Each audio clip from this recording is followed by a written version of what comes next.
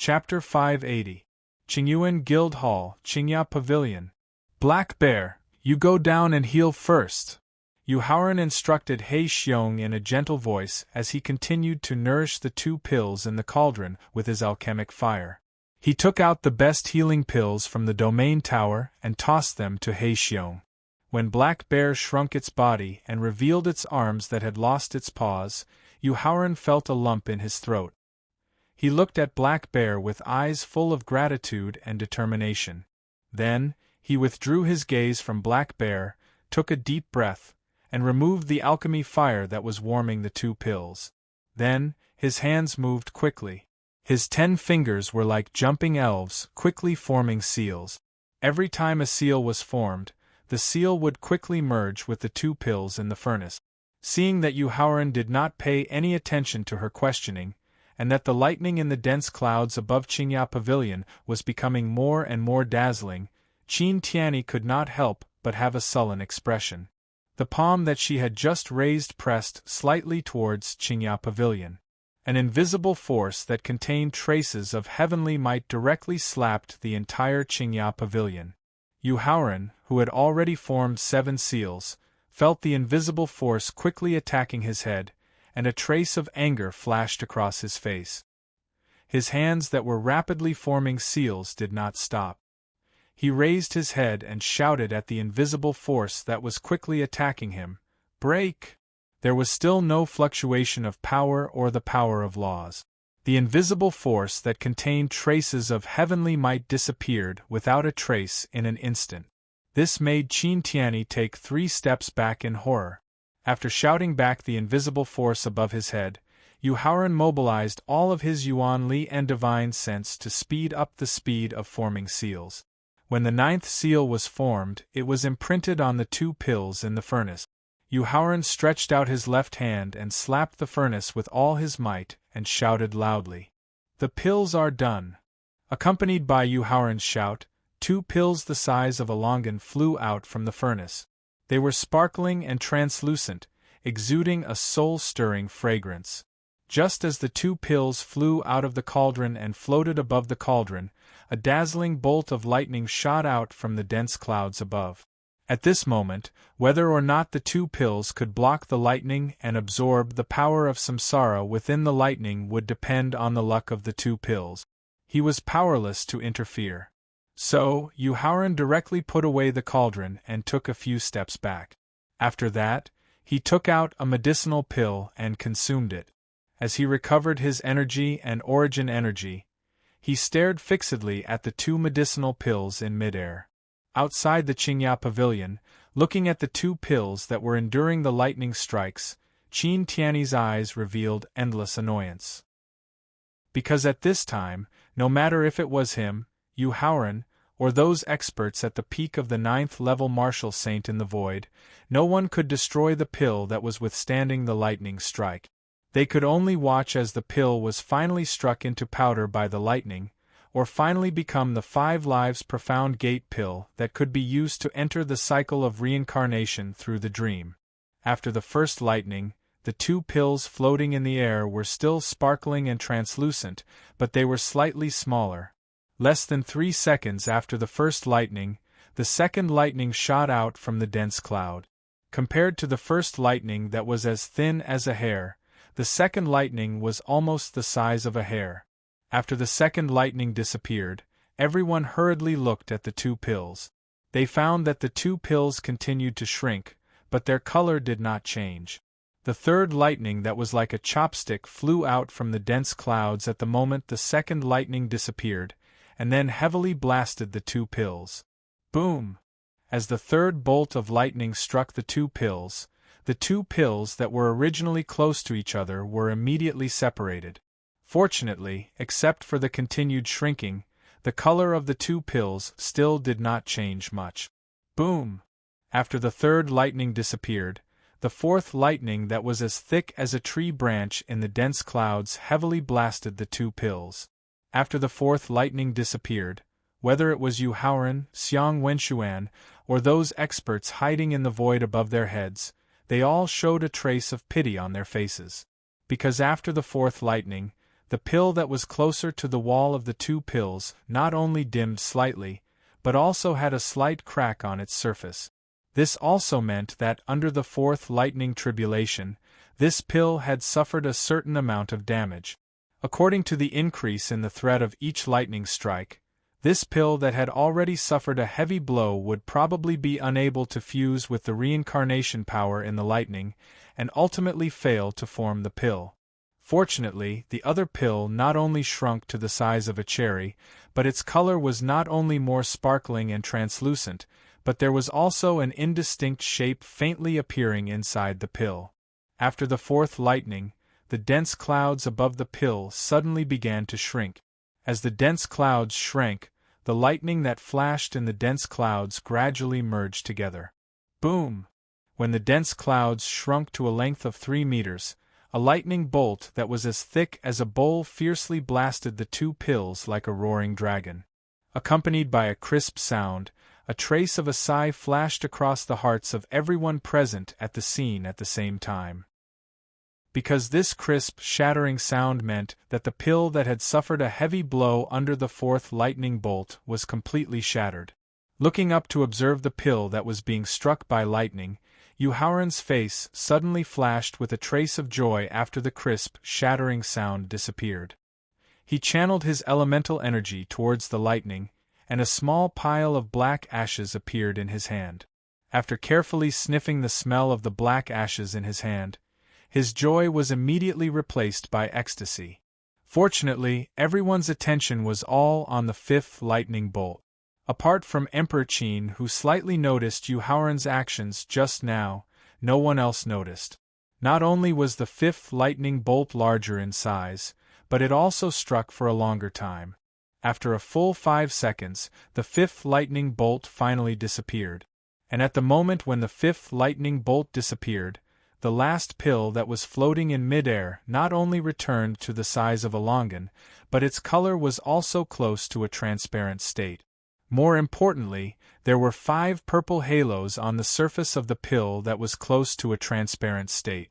Each of the halos gave people an illusion that it was not real, and that it was not a dream. After the fifth lightning bolt, the dense clouds above the pill did not disappear. Instead, its color gradually turned milky white, and it emitted a trace of aura that made people feel extremely comfortable.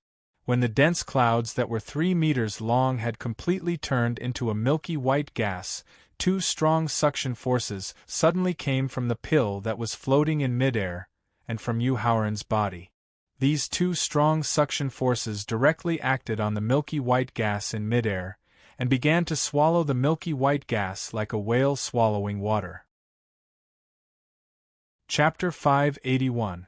Qingyuan Guild Hall, Qingya Pavilion. This was because the milky white gas that was transformed from lightning and dense clouds was a reward from the heavenly Tao for defying the heavens and successfully transcending the lightning tribulation. It was a special energy that allowed one to be reborn.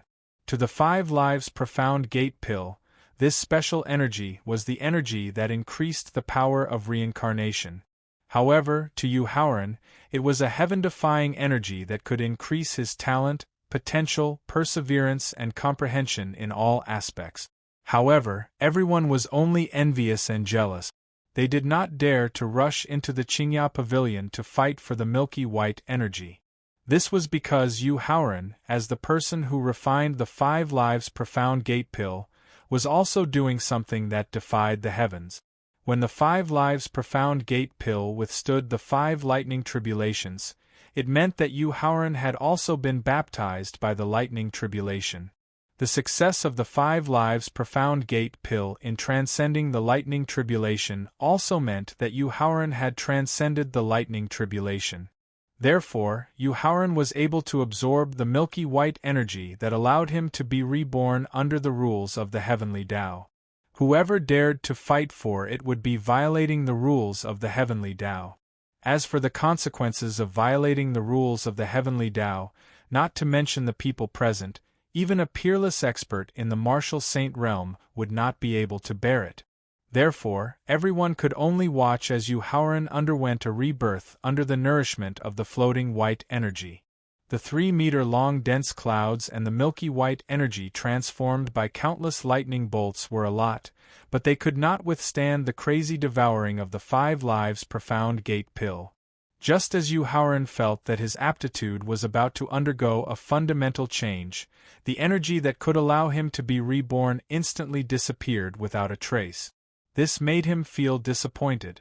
However, when he was refining the 5 lives profound gate pill, he did not consider the rewards of the heavenly Tao after the pill passed the lightning tribulation.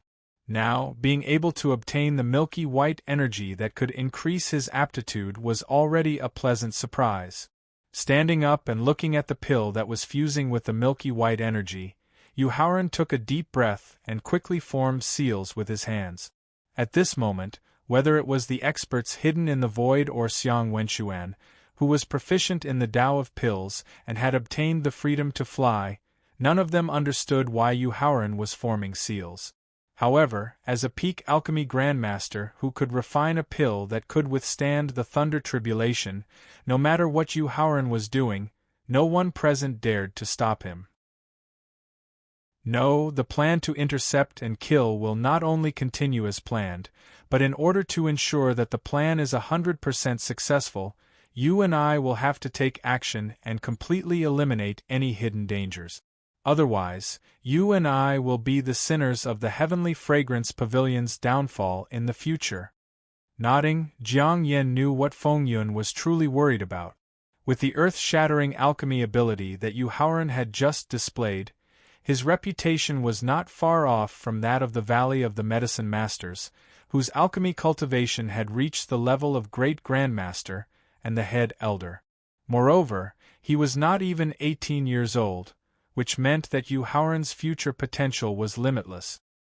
His alchemy cultivation could possibly surpass that of the Valley of the Medicine Masters and the Head Elder. If Yu Haoran chose to support the other 2 chambers of commerce, whose influence was no less than that of the Heavenly Fragrance Pavilion, then the Heavenly Fragrance Pavilion could really fall from grace. Looking up at the Dan of 5 lives that was about to finish fusing with the milky white energy, the corners of Yu Haoran's mouth curled up slightly. Creak! But at this moment, the sound of the door opening suddenly came from behind, attracting Yu Haoran's attention. Turning his head to look, Yu Haoran found Wu Jingjun, who had walked out of the room, looking at him in confusion. "Jingjun, come here." He waved to Wu Jingjun, motioning for him to come to his side. "Senior brother, what happened?" Looking up at the Dan of 5 lives floating in midair, and sensing the crowd outside the Qingya Pavilion, Wu Jingjun asked in confusion. "Didn't you hear the thunder just now?" Yu Haoran asked, equally confused. The 5 thunderclaps during the condensation of the Dan, and the 5 thunderclaps during the lightning tribulation of the Dan of 5 lives. Even a dead person would wake up, but Wu Jingjun, who had been staying in the Qingya Pavilion, did not hear it. How could he not be puzzled? "No, I didn't hear any thunder." Shaking his head, Wu Jingjun replied. "Thaling, what's going on?" Really unable to figure out Wu Jingjuan's situation, Yu Haoran could only ask for help from Thaling in his sea of consciousness. "Yu Haoran, I didn't expect it, I really didn't expect it. Jingjuan's luck is really good." Faced with Yu Haoran's request for help, Thaling could not help but exclaim in surprise. "Thaling, what's going on?" Chapter 582. Qing Yuan Guild Hall, Qingya Pavilion. Yu Haoran, when you were condensing your core, the first thunderclap formed by the 5 lives profound gate pill actually allowed Jingjun to use the devouring mystic technique to dream back to ancient times and witness the growth of the blood demon. The blood demon's life experience broadened Jingjuan's horizons. Not only did it allow his bloodthirsty physique to reach the peak of greater mastery, but it also vaguely showed signs of activating the bloodthirsty physique. It was also because of this that he didn't notice the thunderclap and the sound of thunder. After hearing Thaling's explanation, Yu Haoran looked at Wu Jingjun with incomparable surprise. He had already seen the power of the blood shield when the bloodthirsty physique was fully activated. Then what kind of special ability would the bloodthirsty physique, which had reached the peak of greater mastery, have? What kind of heaven-defying increase would the vaguely activated bloodthirsty physique bring to his own cultivation and strength? Therefore, he urgently wanted to know now. Yu Haoran, because Zhengjun dreamt back to ancient times under the influence of the thunderclap, it's different from directly taking the 5 lives profound gate pill and using the dream reincarnation. Although he has now begun to gradually activate the bloodthirsty physique, the memories of the dream back to ancient times are hidden in the bloodthirsty physique. Therefore, don't ask him anything about the dream back to ancient times. Just pretend that nothing happened and let him search for the blood demon's memories hidden in the bloodthirsty physique. Seeing that Yu Haoran was about to ask Wu Xingjun what happened in the dream, Thaling hurriedly reminded and exhorted. I know. Taking a deep breath, he suppressed the surprise in his heart. After replying to Thaling, Yu Haoran told Wu Xingjun what happened during the refining of the pill. Senior brother, why didn't I hear the thunderclap? Wu Xingjun continued to wonder why he didn't hear the thunderclap that could shake the entire Xianying city apart from being shocked by Yu Haoran's astonishing alchemy cultivation. Xingjun, I forgot to tell you just now. In order to prevent anyone from disturbing my pill refining, I set up a formation in the Qingya Pavilion in advance. It's normal that you didn't hear it. In the face of Wu Xingjun's continuous entanglement of thunder, Yu Haoran could only use the means of lying to temporarily smooth things over. Fortunately, Wu Xingjun had always believed in Yu Haoran and did not doubt the reason he gave. Senior brother, why is that pill moving on its own? Because Yu Haoran had turned his head to talk to Wu Xingjun, his back was facing the medicinal pill, so he couldn't continue to pay attention to the situation of the medicinal pill. On the other hand, Wu Xingjun was facing the pill in midair, so he immediately noticed the abnormality of the pill. Yu Haoran couldn't help but sneer when he turned his head to look at the pill that was moving back and forth in the air. Then, he stood up and cupped his fists at the void above his head. Seniors hidden in the void, you want to compete for the 5 lives mysterious gate pill. Even if I have objections, I'm afraid I can't do anything about it because of my own cultivation. But I hope. At this point, Yu Haoran shook his head and changed his words. Junior requests that when seniors are fighting for the 5 lives profound gate pill, you can control your own strength. You can't destroy the plants in this courtyard, and you can't harm Junior or Junior's junior apprentice brother. Otherwise, at this point, he stretched out his finger and pointed at the 5 lives mysterious gate pill. Because of the struggle in the dark, the pill that was moving back and forth immediately stopped in midair. I will directly destroy the 5 lives mysterious gate pill. Anyway, with my current cultivation, I can't use this pill for the time being. And when I need it, I can continue to refine it. In fact, after the 5 lives mysterious gate pill successfully passed the thunder tribulation, Yu Haoran knew that the people hidden in the void would definitely not watch him put away the pill. Therefore, after fusing with the milky white energy that was rewarded by the heavenly Tao, he used a special pill controlling secret technique to control the 5 lives mysterious gate pill in advance.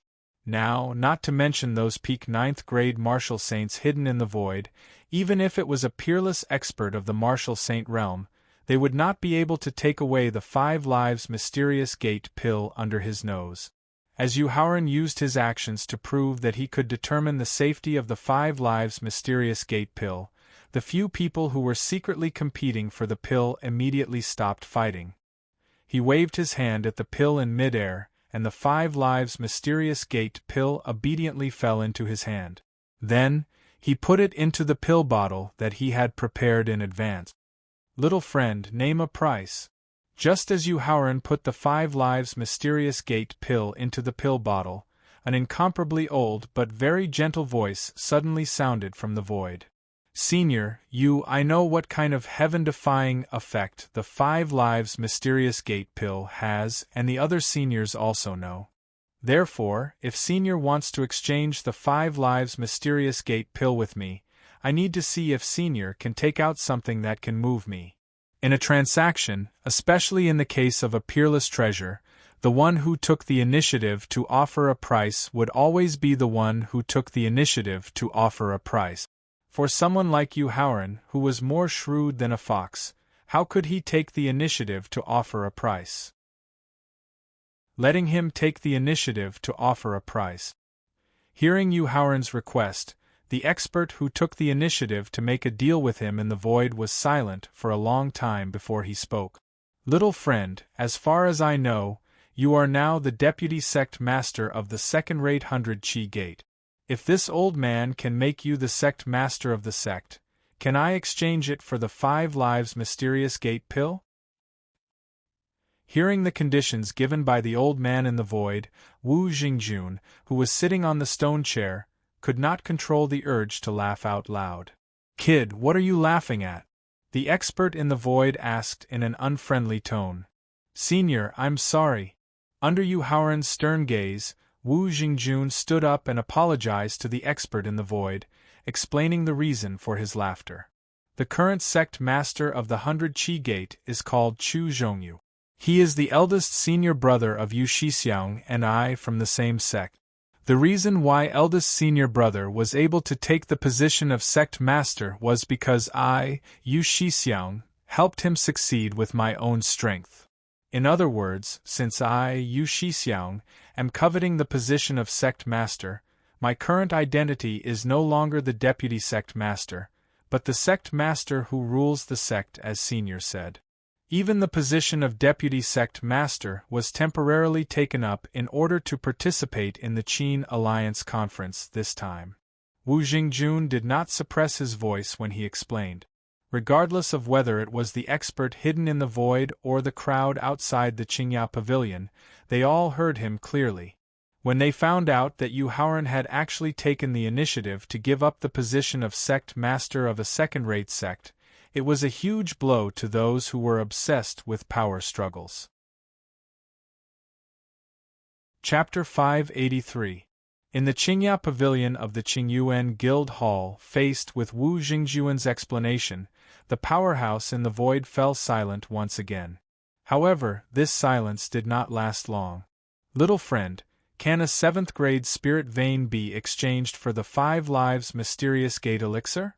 Before Yu Haoran could refuse, Xiang Wenxuan, who was flying towards Qingya Pavilion, took the initiative to refute on his behalf. Senior, don't you know that for us alchemists, especially those who have reached the Grandmaster realm in alchemy, the one thing we don't lack the least is spirit stones? Faced with the refutation of Xiang Wenxuan, who was also a peak alchemy Grandmaster, the powerhouse in the void fell silent once again. Similarly, this silence did not last long before he raised another condition for the exchange. Little friend, can a complete top-grade sage artifact be exchanged for the 5 lives mysterious gate elixir? Senior, when I was on my way to Xianying City to attend the Qin Meng conference, I passed by the giant sword sect, which had been disloyal to our sect for a long time. I used my slight knowledge of formations to control the giant sword sect's mountain-protecting formation and personally seized a complete mid-grade Qi weapon. However, a complete middle-grade artifact was not suitable for me. In the end, I returned it to the great elder of the giant sword sect. Yu Haoran used his personal experience to indirectly reject the 3rd condition proposed by the powerhouse in the void. The position of sect master, a 7th-grade spirit vein that contains spirit stones, and a complete top-grade sage artifact. In the eyes of ordinary people, this was a goal that they would fight for their entire lives. However, Yu Haoran had only needed to raise his hand to obtain it. This made the people outside the Qingya Pavilion feel envious and jealous. Faced with this situation, the powerhouse in the void fell silent for the 4th time. This time, the silence lasted longer than what everyone had been waiting for. As a result, the impatient Yu Haoran could not help but ask, Senior, do you have any other treasures that can be exchanged for the 5 lives mysterious gate elixir? Unfortunately, in the face of Yu Haoran's inquiry, the powerhouse in the void did not give any response. A rank 2 official, a general who leads millions of soldiers. I wonder if I can exchange it for the 5 lives mystical gate pill. Although the old powerhouse didn't give any response, the dignified voice that followed offered generous conditions in exchange for the 5-life mysterious gate pill.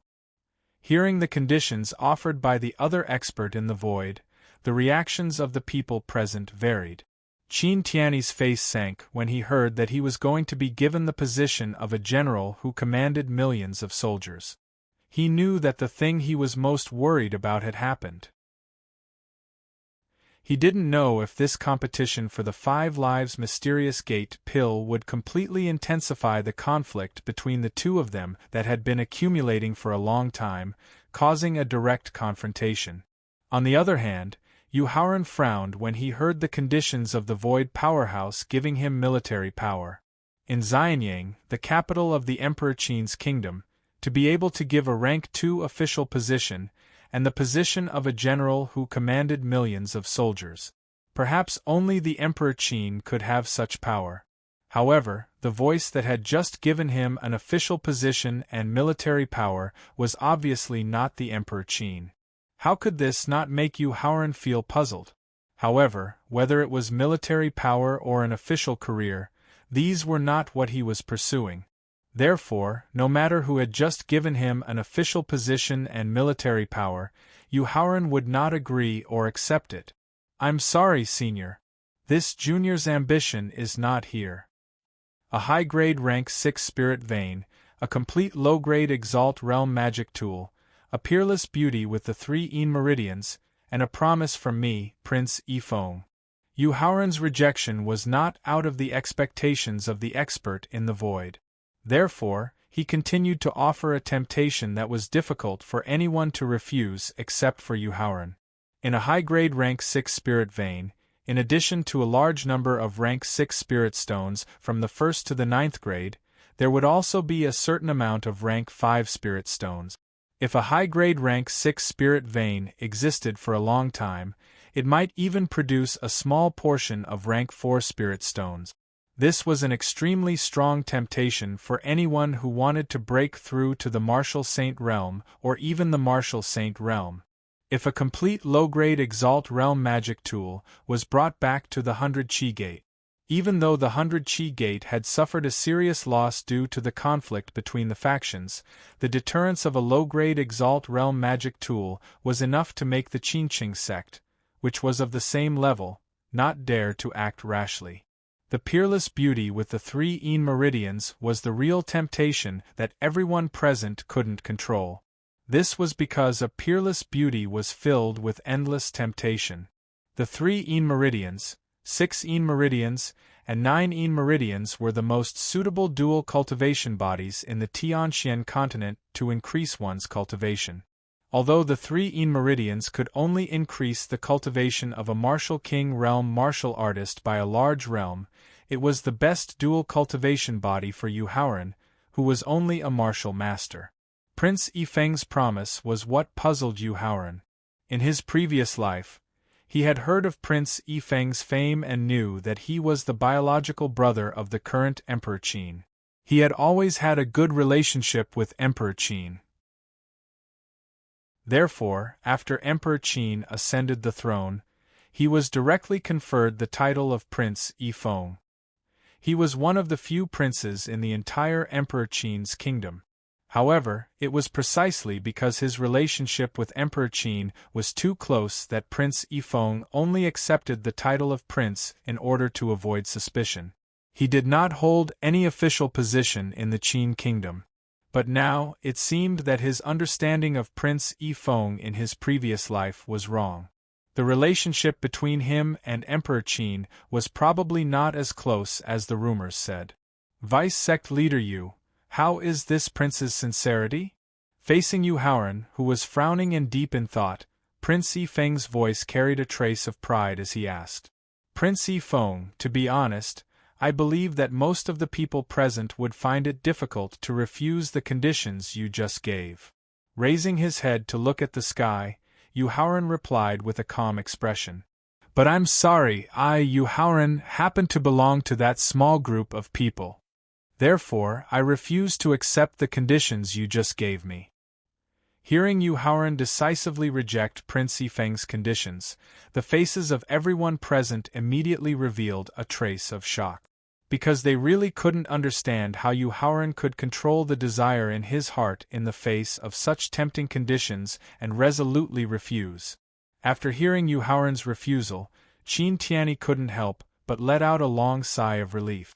She looked at the void above her head with a trace of sadness in her eyes. Good, very good. To be able to resist the desire in his heart and decisively reject the tempting conditions he had just given, Prince Yifeng shouted twice. Soon after, the clouds in the sky began to churn up and down, causing everyone present to immediately become nervous. However, to everyone's surprise, the clouds churned for a while before calming down. Chapter 584. Qingyuan Guild Hall, Qingya Pavilion. Just as the clouds in the sky were completely silent, a shrill voice suddenly sounded from all directions of the Qingya Pavilion. After hearing the shrill voice, except for Yu Haoran, Xiang Wenxuan, and Wu Jingjun, everyone present either knelt on both knees or one knee, respectfully bowing their heads to listen to the decree. Speak, Yu Haoran said indifferently as he looked up at the sky. By the command of the heavens and the clouds, the Emperor decrees that the deputy sect leader of the 100 Qi Gate, the Qin Alliance Conference head, the Peak Alchemy Grandmaster, the young talent Yu Haoran, enter the palace to meet the Emperor. Meet the Emperor. After hearing the contents of the decree, Yu Haoran laughed inexplicably. Senior brother, what are you laughing at? Wu Jingjun, who didn't know what was going on, asked in confusion.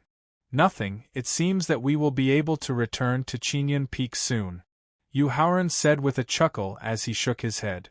Then, he cupped his fists towards the sky and shouted, Yu Haoran, receive the decree.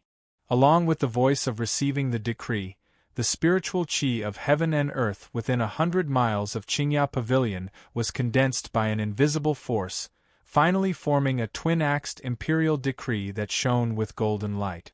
The twin-axed imperial decree slowly floated in front of Yu Haoran. He reached out to receive the imperial decree and carefully felt the energy contained in it. Finally, he cupped his fists helplessly to express his gratitude. The third prince requests to meet the Grandmaster. Just as Yu Haoran cupped his fists and thanked the Emperor, the clouds above Qingya Pavilion gradually dissipated, and the sunny sky was restored. At this moment, Qin Tianyi's voice suddenly came from outside Qingya Pavilion. To be able to politely knock on the door and ask for an audience with the dignity of an emperor, it was enough to show that Qin Tianyi gave Yu Haoran a lot of face at this moment. Therefore, in Qin Tianyi's view, in the face of her request, Yu Haoran should immediately open the courtyard door and then welcome her with a face full of surprise. Unfortunately, after hearing Qin Tianyi's knock on the door, Yu Haoran not only did not take the initiative to open the door to greet her, but his face instantly became gloomy, and he suppressed the anger in his heart and said, This Grandmaster is already tired. Third Highness, please come another day. Qin Tianyi's original smiling face froze and was replaced by boundless anger. Qin Tianyi also suppressed the anger in her heart and threatened. Grandmaster Yu, are you not going to give me face? Qin Tianyi, perhaps others are afraid of your identity as the Emperor of Qin Kingdom and need to flatter you when facing you.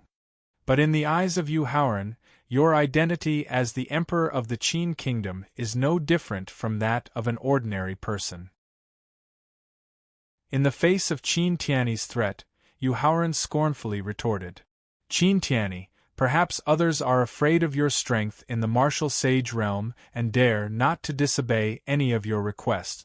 But as long as I, Yu Haoran, stand in the Qingya Pavilion, even if your strength has reached the peak of the 9th level martial sage realm, you can't hurt me. Yu Haoran's scornful and rude counterattack made Qin Tianyi suddenly think of the second time he used the power of law. Yu Haoran was standing in the Qingya Pavilion, who was able to disperse the attack condensed by the power of law with just a light shout. This made Qin Tianyi unable to help but take 2 steps back in fear. For the first time, this was the first time he, Qin Tianyi, had been so despised since he was born. It was also the first time he had been threatened so blatantly. This made the anger in his heart burn fiercely like a flame of anger. Qin Tianyi turned his head to look at Elder Feng. When he was about to ask him to destroy the Qingya Pavilion, he found that Elder Feng, who had always followed his orders, actually shook his head at him, indicating that he would definitely not destroy the Qingya Pavilion, let alone kill Yu Haoran. Elder Feng's sudden change in attitude made Qin Tianyi suddenly think of the scene when the spiritual qi turned into the imperial edict. He immediately knew that in Xianyang City, no one would dare to make a move against Yu Haoran, except for those external sections. This made him feel depressed, as if he had nowhere to vent his anger. Master Yu, hello. My name is Qin Lingfei. Can I see you? Seeing that her third brother was rejected outside the door, Qin Lingfei, whose face was covered with a silk veil, was shocked. She also developed a strong interest in Yu Haoran, who dared to ignore her third brother. She could not help but take the initiative to knock on the door and ask to see him. Hearing that Qin Lingfei wanted to see him, Yu Haoran could not help but frown.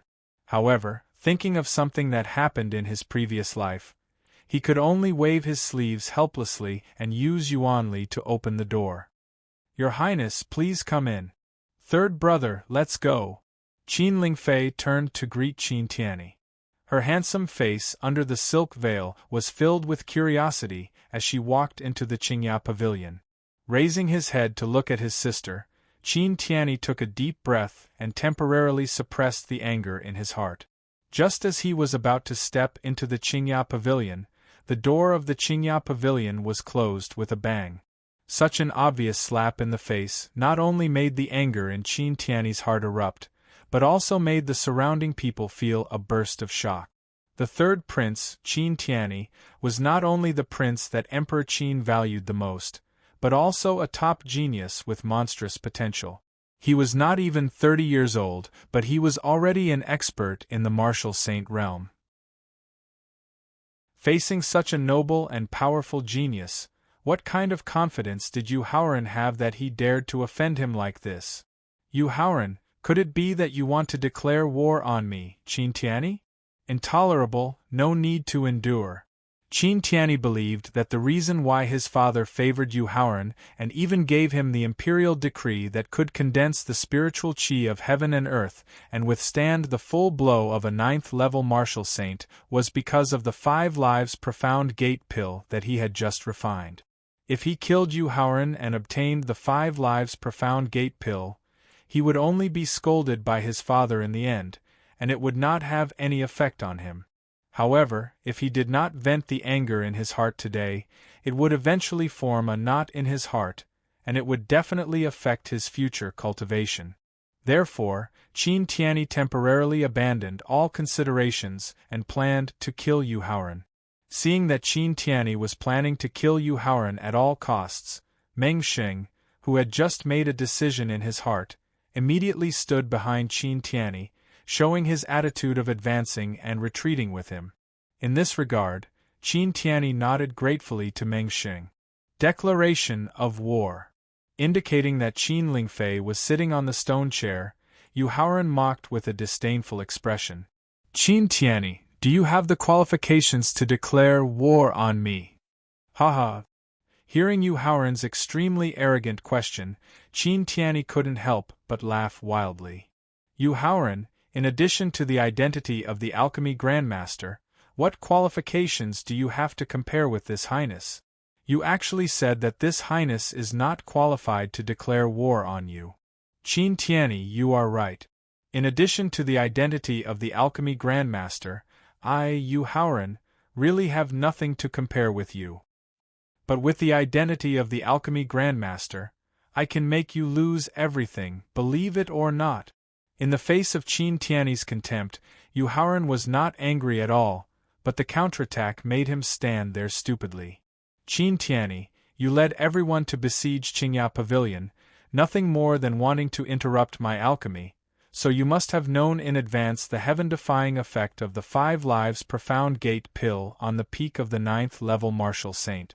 You say, when I go to the Emperor later, the only request I made to the Emperor in exchange for the 5 lives profound gate pill is to cancel your qualifications as the successor. Do you think the Emperor will agree? Chapter 585. Qingyuan Guild Hall, Qingya Pavilion. So that's how it is. Hearing Yu Haoran's counterattack, Qin Tianyi finally knew why he dared to look down on him so much and why he dared to say that he was not qualified to declare war with him. The reason was that he could rely on the 5 lives profound gate pill, which had a 30% to 50% chance of breaking through to the martial saint realm, to affect his future and fate. And he, who was born in a royal family, was too clear about the fickleness between father and brother. He was worried that his father would agree to Yu Haoran's conditions in order to obtain the 5 lives profound gate pill. Unless he could immediately kill Yu Haoran and seize the 5 lives profound gate pill in the first place, and then personally give it to his father, the outcome might really be like what he said, and he would lose everything. However, when he thought of his 2 consecutive attacks using the power of law, they were easily resolved by Yu Haoran. Moreover, Elder Feng, who had reached the 7th level of the martial saint realm, would not help him kill Yu Haoran, which put Qin Tianyi in a dilemma. Grandmaster Yu, my 3rd elder brother is too arrogant because of his family background. However, he is not a bad person at heart. Hearing Yu Haoran and Qin Tianyi's sarcasm and threats, Qin Lingfei felt helpless and had to plead for her 3rd brother. After all, among the many brothers and sisters in the royal family, only her 3rd brother had been taking care of her, caring for her, and doting on her. She couldn't watch her 3rd brother lose the goal of his life. So, Ling Fei, I beg you, can you forgive him and not use the 5 lives profound gate pill to deprive him of everything that originally belonged to him? Your Highness, for your sake, I cannot pursue Qin Tianyi's malicious intention to destroy the 5 lives profound gate pill, and I can also temporarily forgive him for his offense towards me just now. But since he destroyed my beast pet, the black bear's palms. At this point, Yu Haoran's gaze turned to the black bear standing in the corner, who was recovering from his injuries with the help of the pill. Your Royal Highness, Qin Tianyi and I will never reconcile. The only thing I can promise you now is that I will not use the 5 lives mysterious gate pill to abolish his qualifications to inherit the throne in the future. But I want him to leave the Qingya Pavilion immediately, right now. Don't let him appear in my sight. Qin Lingfei also noticed that He Xiong had lost his paws. She immediately understood why Yu Haoran was so hostile towards her 3rd brother. Although she wanted to resolve the grudge between the 2 of them, when she saw Yu Haoran's gloomy expression, she was smart enough to know that if she tried to persuade him too much, Yu Haoran might loathe her. Therefore, she could only raise her head and shout towards the outside of Qingya Pavilion. 3rd brother, you should return to the palace first. I will think of a way to resolve the grudge between you and Grandmaster Yu. Your Highness, if you do not wish to anger His Majesty and be punished by the Imperial Clan Court, it would be best for your Highness to listen to the princess's advice and leave the Qingya Pavilion now. Old Feng, who had been guarding Qin Tianyi since he was a child, did not want to see him offend Yu Haoran and eventually lose the qualifications to attack the throne in the future, so he hurriedly came forward to persuade him. Yu Haoran, today's humiliation, I, Qin Tianyi, will remember it for a lifetime. Qin Lingfei and Old Feng's persuasion made Qin Tianyi finally decide to temporarily retreat. But thinking that he had never been so humiliated since he was a child, even before leaving, he did not forget to threaten to win back a little face for himself. Qin Tianyi, since the day He Xiong decided to follow me, not to mention having his paws destroyed, even a single hair has not been lost. The harm you gave He Xiong, I will definitely repay you 10-fold or 100-fold in the future. Yu Haoran, who was controlling Qin Tianyi's life and death, could not bear his threat in vain. He immediately took advantage of He Xiong's injury and then returned the threat in an obviously humiliating way. You? Qin Tianyi, who had already suppressed his anger and planned to temporarily retreat, heard Yu Haoran compare him to a livestock. His anger instantly broke through the suppression and he planned to rush into Qingya Pavilion and argue with Yu Haoran. Fortunately, Old Feng used his powerful strength to forcefully suppress Qin Tianyi's impulse and forcefully took him away from Qingyuan Guild Hall. Looking at Qin Tianyi, who was brimming with murderous intent and looked as if she would not give up until she killed Yu Haoran, being dragged away by Elder Feng from Qingyuan Guild Hall, Meng Xing, who had the same surname as him, was suddenly stunned. Meng Xing, get back to the family immediately and wait for the patriarch to deal with you. Seeing Meng Xing, who was stunned like an idiot, Meng Yun, who felt ashamed, could not stand it anymore. Ignoring the difference in status between a direct descendant and a side descendant, Meng Yun directly scolded with a stern expression. Meng Xing, who was in a daze, also temporarily forgot the difference in status between him and Meng Yun. Like an idiot, he turned around and left Qingya Pavilion and Qingyuan Guild Hall. Master Yu, as far as I know, whether it is a crafting method cultivator or a pill Dao cultivator, those who can reach the Grandmaster realm are generally very broad-minded and do not care about trifles. Just before leaving, in order to save a trace of face, Yu Haoran did not care about his identity as a pill Dao Grandmaster and humiliated him like a rogue.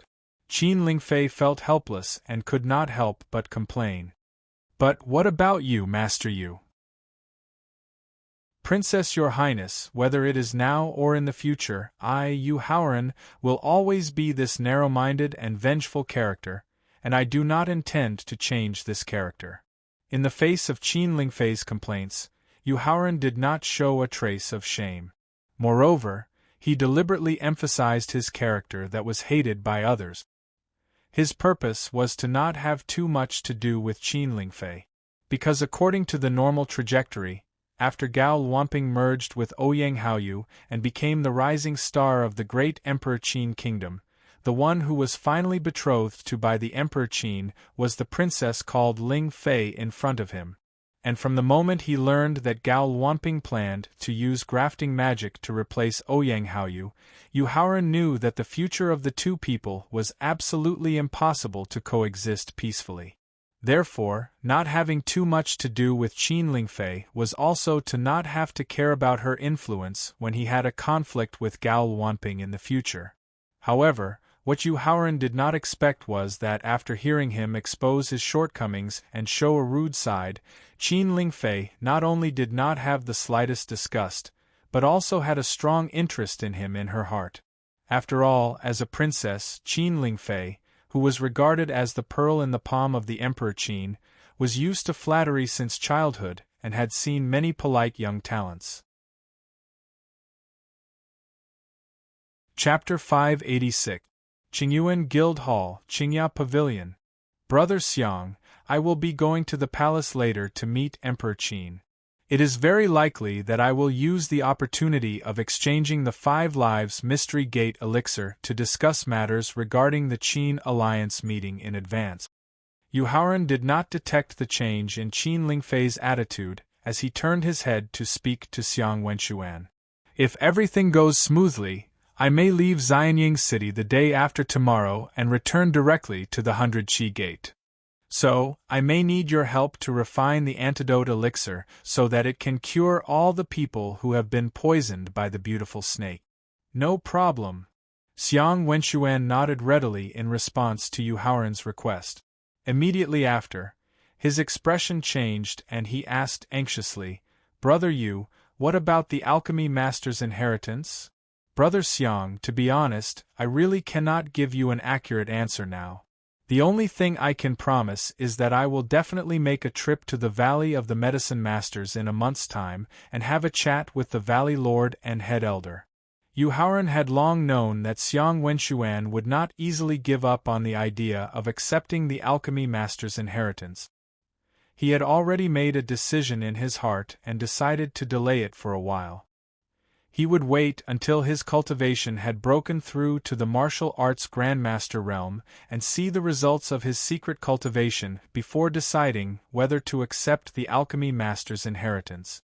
Alright, I will also be returning to the Valley of the Medicine Masters in 3 days. At that time, I will respectfully await Brother Yu's arrival in the Valley of the Medicine Masters. As long as Yu Haoran was willing to go to the Valley of the Medicine Masters, Xiang Wenxuan believed that with the peaceful atmosphere of the Valley of the Medicine Masters and its fairyland-like environment, he would definitely yearn for it and ultimately decide to stay in the Valley of the Medicine Masters. Uncle Master Gao, Lord Meng, Assistant Pavilion Leader Jiang, High Official Feng, please come in. After making his promise to Xiang Wenxuan, the next step was to refine the antidote elixir as soon as possible. Therefore, Yu Haoran did not continue to waste time and raised his head to shout towards the courtyard of the Qingya Pavilion. Your Highness, if you don't have anything urgent to deal with, please wait for a while. After Brother Xiang and I have finished refining all the antidotes, I'll have to trouble you to bring me to the palace. There were many formalities in the royal family. If one wanted to have an audience with Emperor Qin, they would have to go through layers upon layers of reports and inspections. This was what Yu Haoran was most impatient with. Therefore, he planned to have Princess Ling Fei bring him into the inner city of the Imperial Palace to have an audience with Emperor Qin. Sure. Qin Ling Fei nodded in agreement. Marshal Uncle Gao, I'm really sorry for what happened just now. The refining of the 5 Lives mysterious gate pill was too important, causing Marshal Nephew to take a lot of risk. Seeing Gao Luanping enter the courtyard, Yu Haoran hurriedly apologized. Although there was a possibility that they would become enemies in the future due to the grafting of demonic arts, Yu Haoran didn't want to have too intense a conflict with him before the two sides truly fell out. He didn't want to affect the development of Qingyun's faction in the 100 Qi Gate. It's okay. Marshal Uncle was also a little impulsive at that time.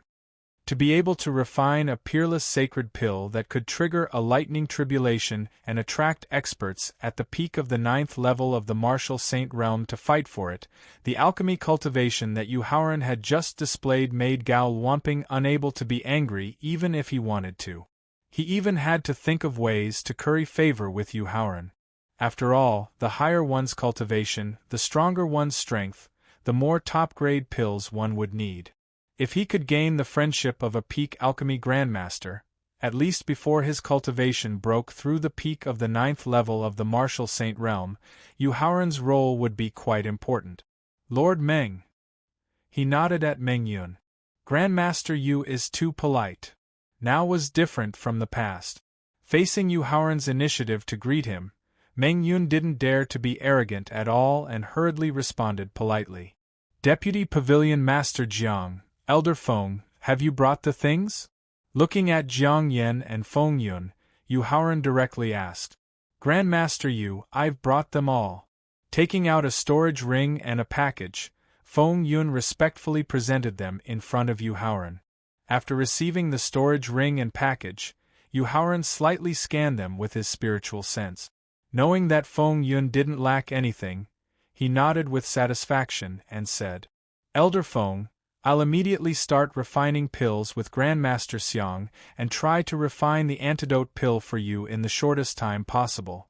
Using his spiritual sense to transfer the spiritual herbs and the infant soul flower from the storage ring to Victor, then returning the storage ring to Feng Yun and throwing the package to Wu Jingjun, Yu Haoran promised. Senior Apprentice Uncle Gao, please greet Lord Meng first. After instructing Gao Luanping, Yu Haoran once again took out the pill furnace left by the pill Saint Miao Zun and a portion of the spiritual herbs that had just been transferred to Victor, and discussed with Xiang Wenxuan. Brother Xiang, just like when refining the 5 Lives Profound Gate pill, you'll be in charge of melting and refining the spiritual herbs, and I'll be in charge of condensing and forming the pill. Alright. Xiang Wenxuan nodded in agreement. Thaling, I'll have to trouble you. He had to ask Xiang Wenxuan to help him refine the spiritual herbs, but he couldn't let him discover the true amount of spiritual herbs needed to refine the antidote pill, and he couldn't let him secretly infuse the poison that could counter the opponent. This required Thaling to use his powerful spiritual sense to help him remove a portion of the useless spiritual liquid the moment he condensed the pill. At the same time, he also had to infuse the poisonous spiritual liquid into the pill. Therefore, in the process of refining the antidote pill, the most difficult part was actually Thaling. "Don't worry." Thaling didn't seem to mind at all. "Let's begin." He gestured to Xiang Wenxuan. One of them was melting and refining the spiritual herbs, while the other was condensing and forming the pill. With the division of labor and the ability to maintain their energy, the time needed to refine a batch of antidote pills had been shortened to less than 20 minutes. Moreover, as the two of them became more and more familiar with each other, the time needed to refine a batch of antidote pills was finally fixed at around 15 minutes. After spending almost 7 hours and refining 20 batches of antidote pills and 180 antidote pills, Yu Haoran and Xiang Wenxuan finally stopped their crazy refining. After handing over the agreed amount of pills to the Heavenly Fragrance Pavilion, Yu Haoran gave all the remaining antidote pills to Wu Jingjun. Then, he gave him a list of spiritual herbs that could be used to improve one's soul and cultivation.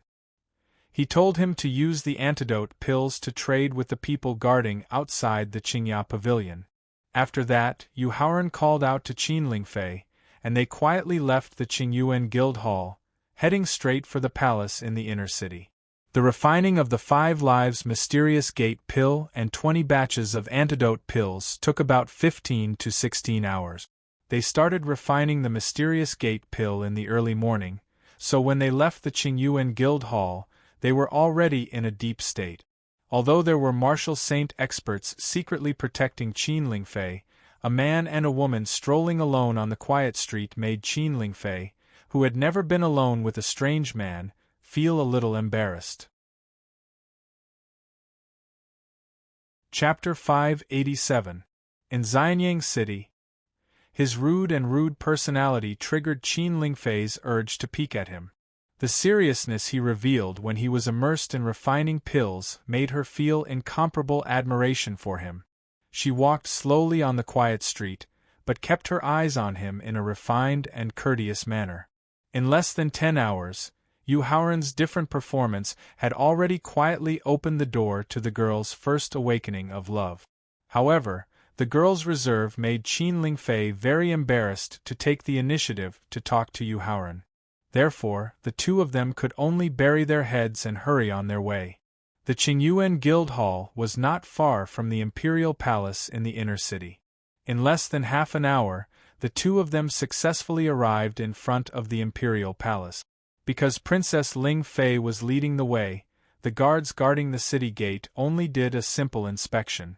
Then, under their gaze full of special meaning, they watched Qin Lingfei and Yu Haoran enter the Imperial Palace. After entering the Imperial Palace, Qin Lingfei suppressed the shyness in her heart and reminded Yu Haoran, "Brother Yu, since you have obtained Imperial Father's permission to enter the Imperial Palace, then there is no need to go through the layers of inspection. You can just follow me." Originally, according to the normal procedure, there were many requirements for people like Yu Haoran who had been summoned by the Imperial Edict to enter the Imperial Palace. First, you had to prepare to meet the Emperor in advance within the specified time. Yu Haoran had already violated this point and could be considered to have committed the crime of deceiving the Emperor. Second, even if you arrived at the Imperial Palace in advance, you still needed to see if the Emperor had the time and mood to meet you. Third, even if the Emperor was allowed to meet you, he had to go through at least 3 layers of inspection and interrogation. The path that Qin Lingfei led directly avoided the latter 2 points. Basically, Yu Haoran had committed all the crimes of deceiving the Emperor. Of course, Yu Haoran, who had the 5 Lives Mystical Gate elixir in his hand, did not care at all about whether or not he had committed the crime of deceiving the monarch. In the end, he followed behind Qin Lingfei, and arrived in front of a majestic hall. "Brother Yu, this is my imperial father's study. Usually, when there is no morning court, imperial father will stay in the study to deal with court affairs," Qin Lingfei said in a low voice as she pointed at the majestic hall. As for the martial saint expert who was secretly protecting Qin Lingfei, the number of times she sighed and shook her head along the way was much more than the number of times she had sighed and shook her head in her 100 years of cultivation. While Qin Lingfei's voice was already very soft, the person in charge of taking care of Emperor Qin's internal affairs was not only a martial saint, but also a peak expert who had reached the early 9th grade of the martial saint realm. In fact, when Yu Haoran had just approached the hall, the internal affairs director had already sensed a strange aura and directly scanned over with his divine sense. He also happened to hear Qin Lingfei's soft reminder just now.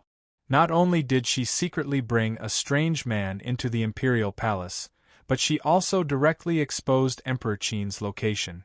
If this person was not Emperor Qin's most beloved and pure-hearted Princess Ling Fei, even if he was the Emperor's son, the Internal Affairs Director would have already sternly reprimanded him. "This old servant greets your highness." Afraid that the pure-hearted Princess Ling Fei would expose more secrets about Emperor Qin, the Internal Affairs Director hurriedly walked out of the hall. "Ah, Director Jiang." Seeing the Internal Affairs Director suddenly walk out of the hall, Qin Lingfei was like a child who had done something wrong. She was frightened and called out with a panicked expression. "100 Qi Gates Deputy Gate Master Yu Haoran greets Sir Director." Cupping his fists, Yu Haoran calmly called out, "Peak Alchemy Grandmaster Yu Haoran." After hearing the familiar name, Director Jiang immediately thought of Emperor Wan's instructions and hurriedly asked, "That's me." Nodding, Yu Haoran confirmed. "Grandmaster Yu, you secretly sneaked into the imperial palace with the help of Her Highness, which is against the Qin state's etiquette. According to the law, you should be beheaded." After receiving Yu Haoran's confirmation, anger rose in Director Jiang's heart. "How long has it been?" After careful calculation, it was almost 8 hours. Since learning that Emperor Wan had summoned Yu Haoran for an audience, Director Jiang began to arrange the time for Yu Haoran's audience. For this reason, he pushed back the schedule of 7 court ministers to meet the emperor to discuss state affairs and blocked the 3 harem concubines from taking the initiative to serve him. But the result? 8 hours, nearly 8 hours later, Yu Haoran, who should have met the emperor long ago, arrived late.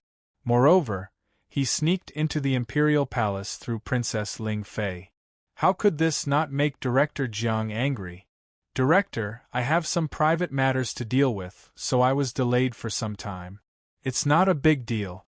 It's not necessary to push me to the Meridian Gate for beheading." Director Jiang's threat may have some deterrence to others, but for Yu Haoran, who was not afraid of anything, it was actually similar to a usual joke. What's more, he and Emperor Qin had not discussed the ownership of the 5 Lives mysterious gate pill. How could Emperor Qin push him to the Meridian Gate for beheading? "Master Yu, could it be that you think this old man is scaring you?" His face darkened, and an imposing aura slowly emitted from Director Jiang's body. Feeling the imposing aura emitted from Director Jiang's body, even as a princess, Qin Lingfei could not help but take a few steps back in fear. "All right, Director Jiang, I'm very busy. I don't have time to waste with you here. You'd better hurry and report to Emperor Qin that I, Yu Haoran, have arrived." Unfortunately, in the face of Director Jiang's imposing aura, Yu Haoran did not seem to notice at all. He shook his head and urged in a very impatient tone. Rudeness, seriousness in alchemy, and politeness. These were the 3 characteristics that moved Qin Lingfei. At this time, with the addition of the advantage of being calm in the face of danger and ignoring the strong enemy, Qin Lingfei's gaze towards Yu Haoran was already a little blurred. "How dare you, Yu Haoran? Do you know where you are? Do you know who you are talking to?" Yu Haoran's nonchalant attitude completely infuriated Director Jiang. His originally imposing manner was replaced by a murderous aura that was so thick that it had materialized. His voice was filled with suppressed anger that was about to explode. "All right, Director Jiang. How old are you? Why are you still so angry?" In the face of the murderous aura that was completely substantial, Yu Haoran's heart palpitated a little, but he still maintained an indifferent expression on his face. Yu Haoran's rogue action of ignoring the threat completely stunned Director Jiang. As Yu Haoran had just said, before he really handed over the 5 lives mysterious gate elixir, even if Emperor Qin wanted to kill him, he had to be afraid of whether or not he would destroy the elixir. "Director Jiang, to tell you the truth, I'm really busy. Could you please hurry and report it now?" Taking advantage of Director Jiang's confusion, Yu Haoran struck while the iron was hot and urged him. "Wait here." Whether it was to push Yu Haoran to the Meridian Gate to be beheaded or to be put on death row to await trial, it needed the Emperor to personally decide. Chapter 588. Xianzong City, Imperial Palace. "Brother Yu, you're really amazing. You can actually make Director Jiang unable to do anything to you." After Director Jiang entered the main hall, Qin Lingfei walked in front of Yu Ran and sighed with admiration. "Your Highness, you must not casually provoke Director Jiang in the future. I can feel the terror of this person, as well as the importance your father places on him. Moreover, I can ignore his threat because I have means in my hands that he doesn't dare to deal with." "You don't." Yu Haoran could feel the excitement in Qin Lingfei's admiring tone. He was afraid that she would provoke Director Jiang and hurriedly advised her. Rolling her eyes at Yu Haoran, Qin Lingfei said speechlessly, "Brother Yu, this is the Imperial Palace and I'm the princess. Don't I understand Director Jiang better than you?" In this regard, Yu Haoran could only shrug his shoulders and did not continue to persuade her. Not long after, Director Jiang, who had entered the main hall, walked out again and expressionlessly instructed Yu Haoran. "The Emperor summons you for an audience." After instructing, Director Jiang directly turned around and entered the main hall to show his dislike for Yu Haoran. "Your Highness, you should go back first." Turning his head to remind Qin Lingfei, Yu Haoran hurriedly followed behind Director Jiang and entered the main hall. "Your Highness, this person is not suitable for you." After watching Yu Haoran enter the main hall, Qin Lingfei's eyes revealed a strong reluctance. However, at this moment, a middle-aged woman dressed in light gray clothes appeared beside Qin Lingfei and spoke with a disdainful expression. "And who, why?" Looking at the middle-aged woman in confusion, Qin Lingfei asked. "The path of alchemy will always be a small path. If you want to achieve great things on this continent, the path of martial arts is the right path." The middle-aged woman called Aunt Hu explained. "Auntie Hu, how do you know that Yu Haoran's achievements in the path of martial cultivation aren't good enough?" Qin Lingfei questioned, unconvinced. "One can't do 2 things at once," the middle-aged woman replied. Hearing Aunt Hu's response, Qin Lingfei was speechless. "Your Highness, quickly forget about him to avoid the sorrow in the future." The middle-aged woman left a warning and disappeared from Qin Lingfei's side. "Auntie Hu, how can I forget?" Qin Lingfei muttered to herself as she faced the empty space beside her. Following behind Chief Steward Jiang, they passed through 2 main doors and 5 secret doors. Finally, they entered a room that emitted a strong scholarly scent. Raising his head, Yu Haoran glanced at the neatly arranged books on the bookshelves around him. Looking at the divine dragon carved on the pillar supporting the room, Yu Haoran immediately felt his exhausted soul being cleansed by the rich fragrance of books in the room. His rudeness outside the main hall was one thing. Anyway, there were no outsiders present. But now, facing the ruler of the entire great Emperor Qin's kingdom, Yu Haoran's continued rudeness made Chief Steward Jiang really angry. Originally, he wanted to use his divine thoughts to teach Yu Haoran a lesson, but the middle-aged man sitting on the dragon throne shook his head and stopped him. Waving his hand, the middle-aged man motioned for Chief Steward Jiang to leave first. Phew! After being cleansed by the scholarly scent for nearly 3 minutes, Yu Haoran, who was refreshed, took a deep breath and then turned his head to look at the middle-aged man sitting on the dragon throne with a smile on his face. Looking at the middle-aged man sitting on the dragon throne, Yu Haoran felt that something was wrong. Although the person sitting on the dragon throne gave people the feeling of a middle-aged man, if you carefully felt it, you would find that this person's vigorous vitality made him look like a young man in his 20s. Yu Haoran greets Emperor Qin. Needless to say, the person who could sit on the exclusive dragon throne must be the ruler of the great Emperor Qin's kingdom, Emperor Qin. Therefore, Yu Haoran cupped his fists and saluted. Yu Haoran, this is my study room. Countless formations and mechanisms have been set up. I am also an expert at the peak of the 9th level martial saint. I am absolutely confident that I can capture and kill you before you destroy the 5 lives profound gate pill. Don't you feel a trace of nervousness and fear when facing me? Facing Yu Haoran's salute, Emperor Qin was not angry. He only said with a smile on his face. But the words that came out of his mouth made Yu Haoran's heart shocked. Fortunately, his strong state of mind did not let him show the slightest nervousness or fear. He also replied with a smile on his face. Replying to your majesty, I neither feel nervous nor afraid. Because at the moment when the 5 lives profound gate pill passed through the lightning tribulation, I had already used a special pill controlling secret technique to control the pill. Even if your majesty's speed is fast, can it be faster than my thoughts? That's right. Facing Yu Haoran's reply, Emperor Qin was not angry at all. He still smiled and said, What if the power of law that I have comprehended can control your mind? Ha ha! Facing the threat of Emperor Qin's plan to use the power of law, Yu Haoran could not help but chuckle. Then, he walked straight to a chair opposite Emperor Qin and leaned back. He said to Emperor Qin, Your Majesty, you don't know. The peak of the Grandmaster realm is not my strongest method. The true reason why I dared to come to see you alone is because I can ignore any mental state cultivation that can confuse my mind. Moreover, even if your Majesty is a peerless expert in the martial venerable realm, you want to use the power of law to control my mind. At this point, Yu Haoran stretched out a finger and shook it a few times at Emperor Qin as he replied with a smile. Ha! Then I can only give you 2 words, no way.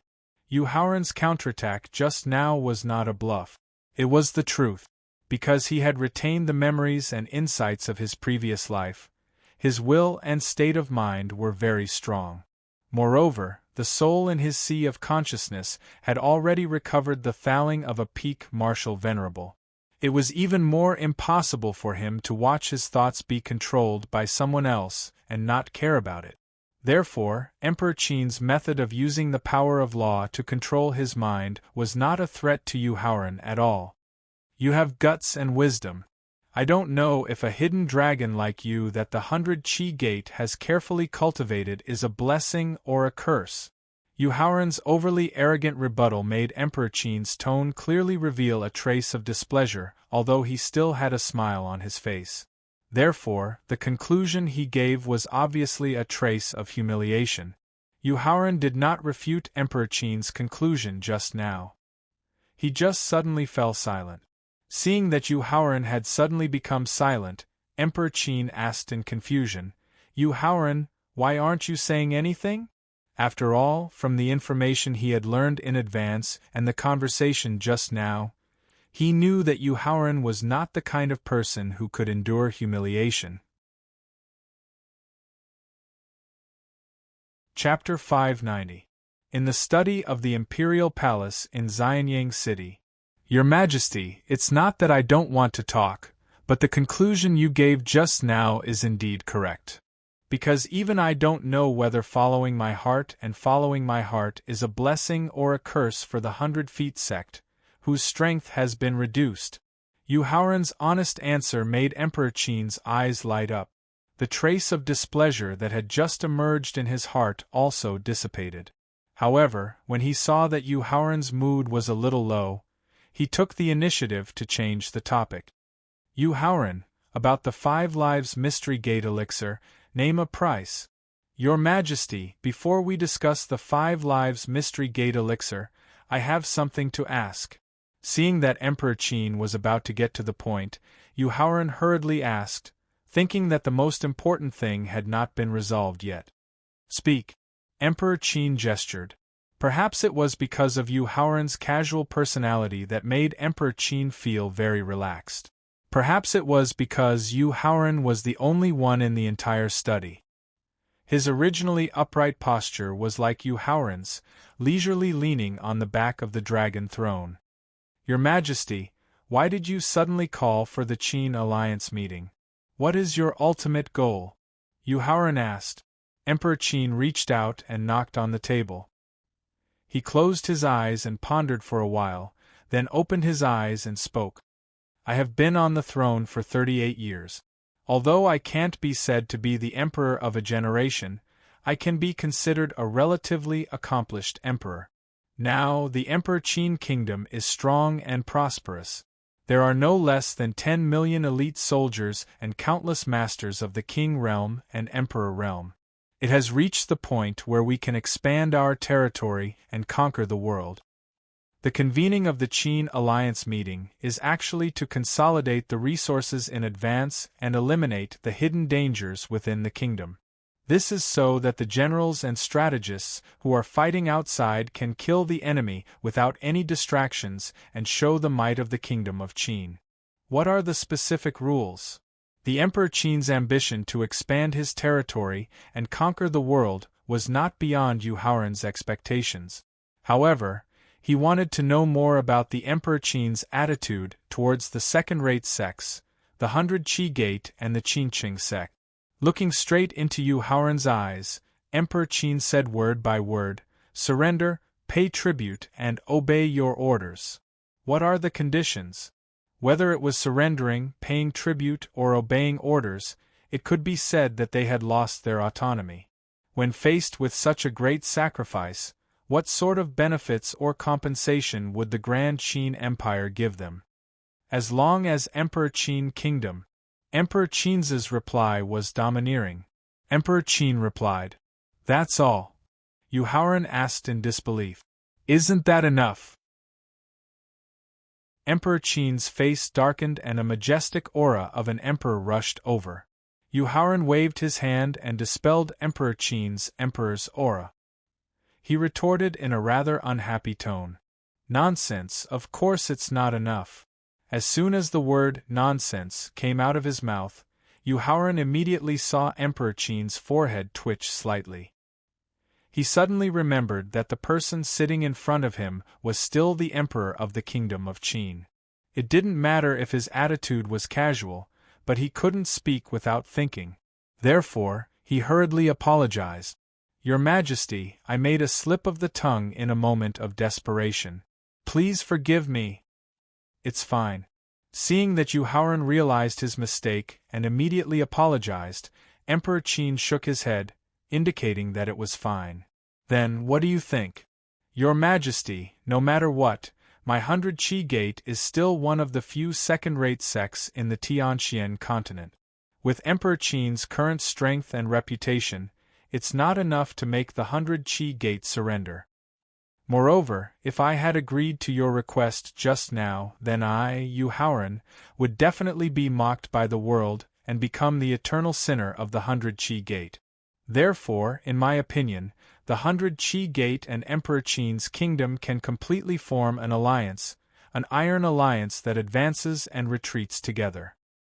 A sect whose strength has been reduced to the point where it can't even suppress its subordinate forces. What qualifications does it have to form an alliance with my Emperor Qin's kingdom?" Emperor Qin sneered with disdain, the corners of his mouth raised slightly. "That's right. Many years of internal strife have indeed caused the 100 Qi Gate's strength to be greatly reduced. However, as an old second-rate sect, the foundation of the 100 Qi Gate is not something that outsiders are familiar with. At this point, Yu Haoran stood up, pressed his hands on the table, and leaned forward slightly. His tone was full of confidence. Now, with me, the disciple of a grandmaster at the pinnacle of the Pill Tao, and having just completed the 100 Qi Gate, it won't be difficult for them to regain their former strength. Therefore, the 100 Qi Gate has the qualifications to form an alliance with Emperor Qin's kingdom, and has the ability to become the staunchest ally of Emperor Qin's kingdom. Looking at Yu Haoran's young face and hearing his domineering and confident declaration, Emperor Qin's eyes gradually lit up. Yu Haoran, if you want me to accept your conditions, sure. To Yu Haoran's surprise, in the face of his domineering declaration, not only was Emperor Qin not angry, but he also didn't refute it. Instead, he directly nodded and agreed to his proposal.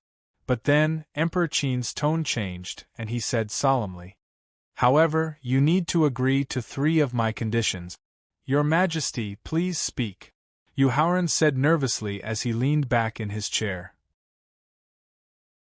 First, after the Emperor Qin's kingdom and the 100 Qi Gate form an alliance, the Emperor Qin's kingdom will lead the entire alliance. No problem. Yu Haoran didn't even consider Emperor Qin's first request, and he directly nodded in agreement. After all, even if the 100 Qi Gate recovered its previous strength, it would at most be a mid-level second-rate sect. There was a big gap between it and the Emperor Qin's kingdom, which was not inferior to the first-rate sections. It was impossible for it to lead the entire alliance. Therefore, even if Emperor Qin didn't take the initiative to make this request, the Emperor Qin's kingdom would lead the development of the entire alliance in the future. Second, after we form an alliance, there will be 1 leader and 2 deputy leaders. One of the deputy leaders will be from the 100 Qi Gate. I want the deputy leader to be you, Yu Haoran. Otherwise, there is no need to talk about the alliance. This. In the face of Emperor Qin's second condition, Yu Haoran seemed to be a little embarrassed. Because to become the deputy leader, he had to participate in the affairs of the entire alliance. According to his understanding of Emperor Qin in his previous life, in the next 100 years, the Emperor Qin's kingdom would never stop fighting. He was worried that the position of the deputy leader would not only restrict his freedom, but also delay his cultivation. Yu Haoran, don't worry, the deputy leader is just an empty position. Unless it is a matter of great importance to the survival of the alliance, you can do whatever you want. According to the information collected and the brief contact with Yu Haoran just now, Emperor Qin could basically see his character and knew that he was not very keen on power. Chapter 591. Xianyang City, Imperial Palace, Study Room. All right. After receiving Emperor Qin's guarantee, Yu Haoran finally nodded and agreed to the second condition, which was to become the vice leader of the alliance. Yu Haoran, my third condition is. At this point, Emperor Qin's solemn expression was replaced by a loving smile, and his tone revealed a trace of intimacy and gentleness. My third condition is that you must marry my beloved daughter, the gentle and lovely Princess Ling Fei. What? Yu Haoran, who had been leaning against the back of his chair, stood up in shock after hearing Emperor Qin's third condition. He looked at Emperor Qin in disbelief. My third condition is for you to become my son-in-law.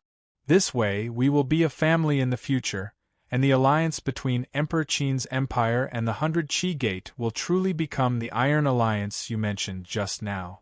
Yu Haoran's loss of composure did not surprise Emperor Qin at all, and he continued to explain gently. After receiving further explanation and confirmation from Emperor Qin, Yu Haoran sat back on his throne with a wry smile on his face. If the proposal to marry Princess Ling Fei had not been brought up by Emperor Qin, he would not have been able to marry Princess Ling Fei. According to Yu Haoran's personality, if the woman he was going to marry was not Princess Ling Fei, who had just helped him, he would have already left in a huff. However, this matter concerned the alliance between the sects and the empire, so he could not act according to his own temperament. He wanted to try and see if he could change Emperor Qin's mind. Why? Yu Haoran raised his head to look at Emperor Qin and asked. Yu Haoran, although you and us have just met, us believe that you are a person who values friendship and righteousness. At this point, Emperor Qin got up and left the desk. He then walked to the window and looked at the dazzling imperial palace in front of him. His tone was full of tenderness. Ling Fei, our 9th daughter, was born with 7-colored auspicious clouds and a 7-colored celestial mushroom. She was still the darling of heaven and earth. Fei's mother was us favorite and most trusted woman. However, when Fei was 3 years old, I was secretly attacked by someone. It was Fei's mother who ignored the danger and blocked the sneak attack that was powerful enough to kill the spirit of a sage expert for me. In the end, she died in front of me.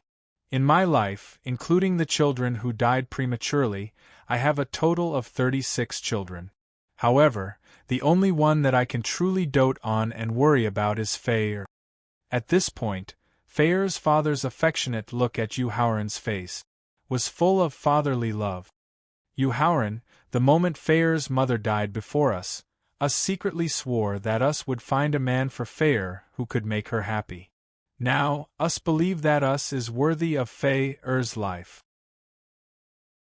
Your Majesty, although I have never seen Her Royal Highness' true appearance, I can see that Princess Ling Fei is gentle and well-mannered on the way to the imperial palace. She is definitely a good girl who can be a good wife and mother. Emperor Qin's sincere expression just now made Yu Haoran even more determined to reject the marriage. Because of He Ryu's betrayal, the door of love that he had just opened was completely sealed. Whether it was now or in the future, Yu Haoran didn't want to touch the door of love. Since Yu Haoran wouldn't open the door of his own feelings to any woman, then in the face of the gentle and lovely Princess Ling Fei, Yu Haoran was even more unlikely to hurt her. What's more, according to the normal trajectory of historical development, the person who was truly worthy of Princess Ling Fei's lifelong commitment should be Gao Luanping, who used grafting magic to fuse with Ouyang Haoyu. But Junior is not suitable for Her Royal Highness, so His Majesty, please take back the condition just now. Yu Haoran, there is no such thing as suitability between men and women, only adaptation. Hearing Yu Haoran's refusal, Emperor Qin's loving expression instantly turned gloomy, and he couldn't help but reprimand Yu Haoran in a stern voice. I believe that my daughter can adapt to you. Don't you have the confidence to adapt to my daughter? Your Majesty, since you think so highly of Junior, then I won't hide it from you. Seeing that Emperor Qin was really angry, Yu Haoran was worried that it would affect the alliance between the 100 Qi Gate and the Emperor Qin's kingdom, so he hurriedly explained. The reason why Junior refused to marry Her Royal Highness is mainly because I have just been betrayed by my feelings, and I don't want to touch feelings for the time being, so as not to affect my state of mind and delay my future cultivation. What's the matter? Emperor Qin's gloomy face eased a little, and he asked. It's like this. Although it was a very shameful thing to be dumped by a woman, Yu Haoran felt that it was worth it to make Emperor Qin take back the condition just now and eliminate the anger in his heart. After hearing Yu Haoran's explanation, Emperor Qin couldn't help but sneer sarcastically, "What a blind woman." Perhaps it was because Yu Haoran's performance in alchemy was so outstanding that many people subconsciously ignored his amazing talent in martial arts. According to the detailed investigation of Yu Haoran by the Intelligence Department, Emperor Qin knew that Yu Haoran was born in an ordinary family in a remote town. Because of his parents' accidental death, he was oppressed for a year of slavery when he came of age. It had been less than a year since he started to practice martial arts. In less than a year, his cultivation had directly broken through to the peak of the 9th level of the martial master realm. This kind of amazing progress in martial arts was not inferior to the top disciples of the top sections. Moreover, according to the information obtained from the 100 Qi Gate, Yu Haoran was able to master the secret method of transforming into a strange beast at the martial warrior realm. This showed that he was a favored child with heaven-defying luck, and also a person with great perseverance. Moreover, with the secret method of transforming into a strange beast, he barged into the law enforcement peak and avenged his senior brother Yu. He killed the elders of the subordinate forces and restored the prestige of the 100 Qi Gate. He forced the gate master Zhao Ji to take the initiative to betray the sect, and used this to suppress the internal strife of the sect. In less than a year, Yu Haoran's various performances showed that he was a person who valued relationships, was brave, and had unlimited potential in the future. Instead of holding such an outstanding man tightly in her hands, she betrayed Yu Haoran for someone who she didn't know was a man or a woman. If He Ruyu wasn't blind, then what was? However, even though he felt disdain for He Ruyu's blindness, he still had to think of a way to make Yu Haoran accept his proposal to marry Ling Fei. That was what gave him the most headache. Yu Haoran, whether it's you or Fei you're both still very young. Getting married too early will be detrimental to your future cultivation. After thinking about it, Emperor Qin decided to use the marriage contract to trap Yu Haoran first. Chapter 592. Xianyang City, Imperial Palace, Study Room. How about this? Emperor Qin, who had returned to his throne, regained his benevolence and gentleness in his tone, but his attitude was unquestionable. Yu Haoran, I will first grant you an engagement, and then give you a period of time to get to know each other. After a period of time, if you and Fei feel that you are not suitable for each other, then I will take the initiative to cancel the engagement. If you and Fei are in love, then I will hold a grand wedding for you. How about it? To be able to take a step back was already very rare for Emperor Qin, and it was enough to show how much he doted on Ling Fei. At the same time, it also showed how much he valued him. Although he could guess Emperor Qin's real intention for taking a step back, Yu Haoran knew that if he continued to refuse, he would definitely be angry with Emperor Qin. At that time, not to mention the alliance between the 100 Qi Gate and Emperor Qin's kingdom, whether he could walk out of this study room alive would be a big question mark. Therefore, Yu Haoran could only nod with a bitter smile and agree, everything will be decided by your majesty. Good. Seeing that Yu Haoran had agreed to his request, Emperor Qin, who was overjoyed, couldn't help but cheer happily. At the same time, he set the date of the engagement on the spot. If that's the case, then I will announce it to the world tomorrow. On the 2nd of February, the day the dragon raises its head, I will hold a grand engagement ceremony for you and Fei and at the same time announce the alliance between Emperor Qin's kingdom and the 100 Qi Gate. Everything will be decided by your majesty. Yu Haoran's expression was calm, but his tone was a little helpless as he replied. He was helpless because from the moment he agreed to the engagement, the future development of the entire Tianxian continent was almost completely disrupted. Originally, the 100 Qi Gate was supposed to be destroyed 3 years later. However, with the protection of the Emperor Qin's kingdom, there was a very high chance that they would not be destroyed. Princess Ling Fei, who was supposed to be Gao Wanping's wife, was now his woman in name. Originally, it was necessary to integrate the potential dangers and hidden dangers around the emperor's borders. The war would only begin a few years later. However, on the 2nd of February next year, when the alliance was officially formed, the Iron Cavalry of the great Emperor Qin Empire would begin the bloody journey of the war. Fortunately, Thouling had reminded him early on that from the moment he was reborn, the future of the Tianxian land had already changed. Therefore, in the face of a completely disrupted future, he could only sigh for a moment. At the same time, he secretly made up his mind that after attending the engagement ceremony next year, he would choose to leave the 100 Qi Gate, leave the Emperor Qin, and go to a more distant place to gain experience. First of all, in a more distant place, the future development trajectory would not be disrupted by his various actions after his rebirth. Some opportunities were still waiting for him. Second, He intended to let time dilute the impact of the engagement, let the distance and estrangement change the inner thoughts of the Emperor Qin and Qin Lingfei, and finally take the initiative to cancel the engagement. Your Majesty, this is the 5 Lives Profound Gate Pill. Consider it a meeting gift from me. The Qin Emperor had agreed to Yu Haoran's suggestion of forming an alliance and marrying his beloved daughter to Yu Haoran. The Qin Emperor's support made Yu Haoran embarrassed to use the 5 Lives Profound Gate elixir to make a deal. He could only give it to the Qin Emperor as a gift. In this regard, Emperor Qin took the pill bottle happily, and also took off a jade pendant hanging on his waist.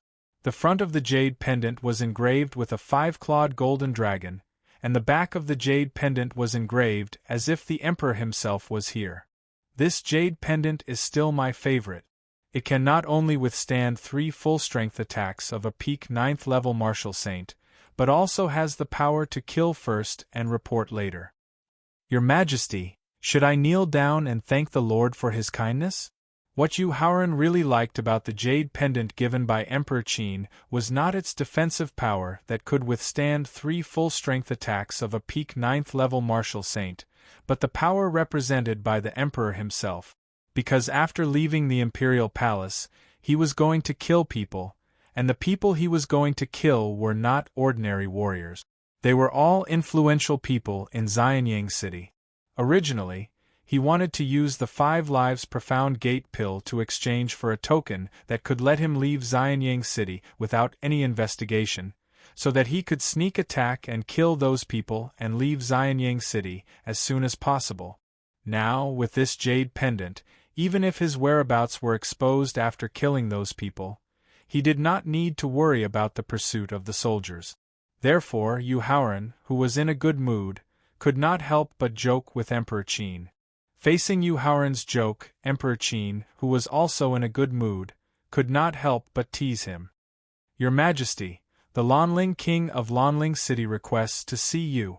Facing Emperor Qin's teasing, Yu Haoran wanted to explain, but Steward Zhang's voice suddenly came from the door. Your Majesty, it seems that the Lanling King is here to send you a gift. Hearing that the Lanling King asked to see him, Yu Haoran immediately thought of the auspicious beast, the single-horned blue ox, and said with a smile, "Oh." Slightly raising his eyebrows, Emperor Qin asked with interest, "You know the reason why the Lanling King wants to see me? When I was rushing to Xianyang City, I stayed in Lanling City for a few days and saw with my own eyes the gift that the Lanling King prepared for your Majesty. I also know the painful price that he paid for it," Yu Haoran said with a complicated expression. "Yu Haoran, don't you hate the Lanling King?" He did not care about the gift that the Lanling King prepared, nor did he care about the painful price that the Lanling King had to pay for it. What Emperor Qin really cared about was Yu Haoran's attitude towards the Lanling King. This was because it concerned Yu Haoran's character. It was He Ruyu who chose the Lanling King. He did not snatch He Ruyu away. Why should I hate him? Yu Haoran replied very generously. However, he was not sure if the complicated feelings in his heart were really as he had said just now. If that's the case, why don't you accompany me to meet the Lanling King? At the same time, Emperor Qin felt the changes in Yu Haoran's complicated emotions. In order to further verify Yu Haoran's character, he suggested with a smile. Yu Haoran shrugged and showed an indifferent expression. "Let the Lanling King in." Emperor Qin ordered Director Jiang, who was outside the door. "Yes, Your Majesty." In less than half a minute, Director Jiang led a young man who was wearing a Shura mask and had an extraordinary aura into the study room. Director Jiang could not help but frown when he saw Yu Haoran, who was leaning against the throne in a relaxed manner. However, when he saw that the Emperor was not angry at Yu Haoran's casual attitude, he could only suppress the displeasure in his heart and brought the Lanling King to the study table. "Your subordinate, Lan Runji, greets Your Majesty." "Long live Your Majesty! Long live Your Majesty!" Seeing Emperor Qin, who was sitting on the dragon throne, the Lanling King immediately kneeled on one knee and greeted him. Chapter 593. In the study room of the palace in Xianyang City. After getting the signal to stand up, Prince Lanling only dared to lift his head to look at Emperor Qin.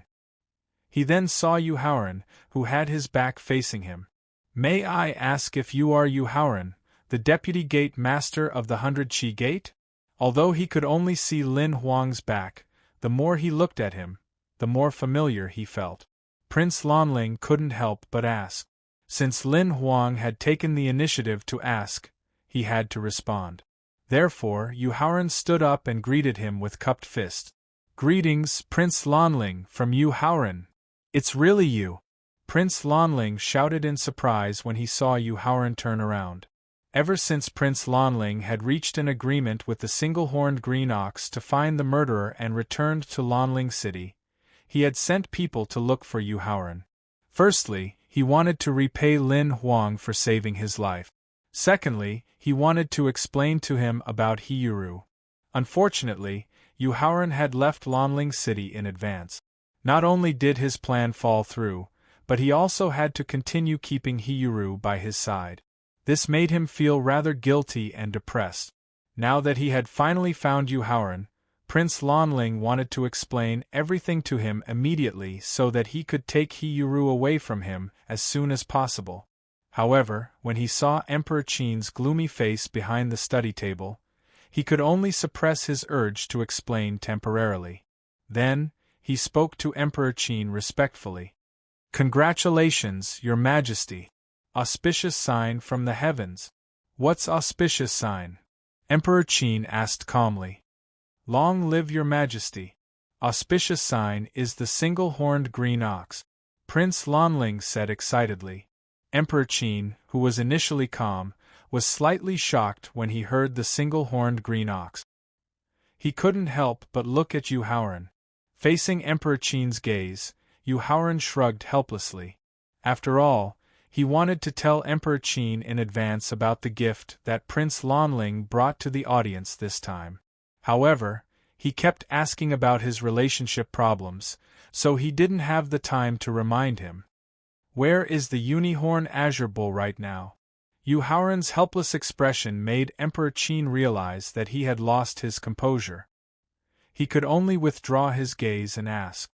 "The auspicious beast, the single-horned blue ox lion, is currently waiting outside the palace." Speaking of the single-horned green bull, King Lanling couldn't help but glance at Yu Haoran. That was because Hiyuru was currently standing beside the unicorn azure ox.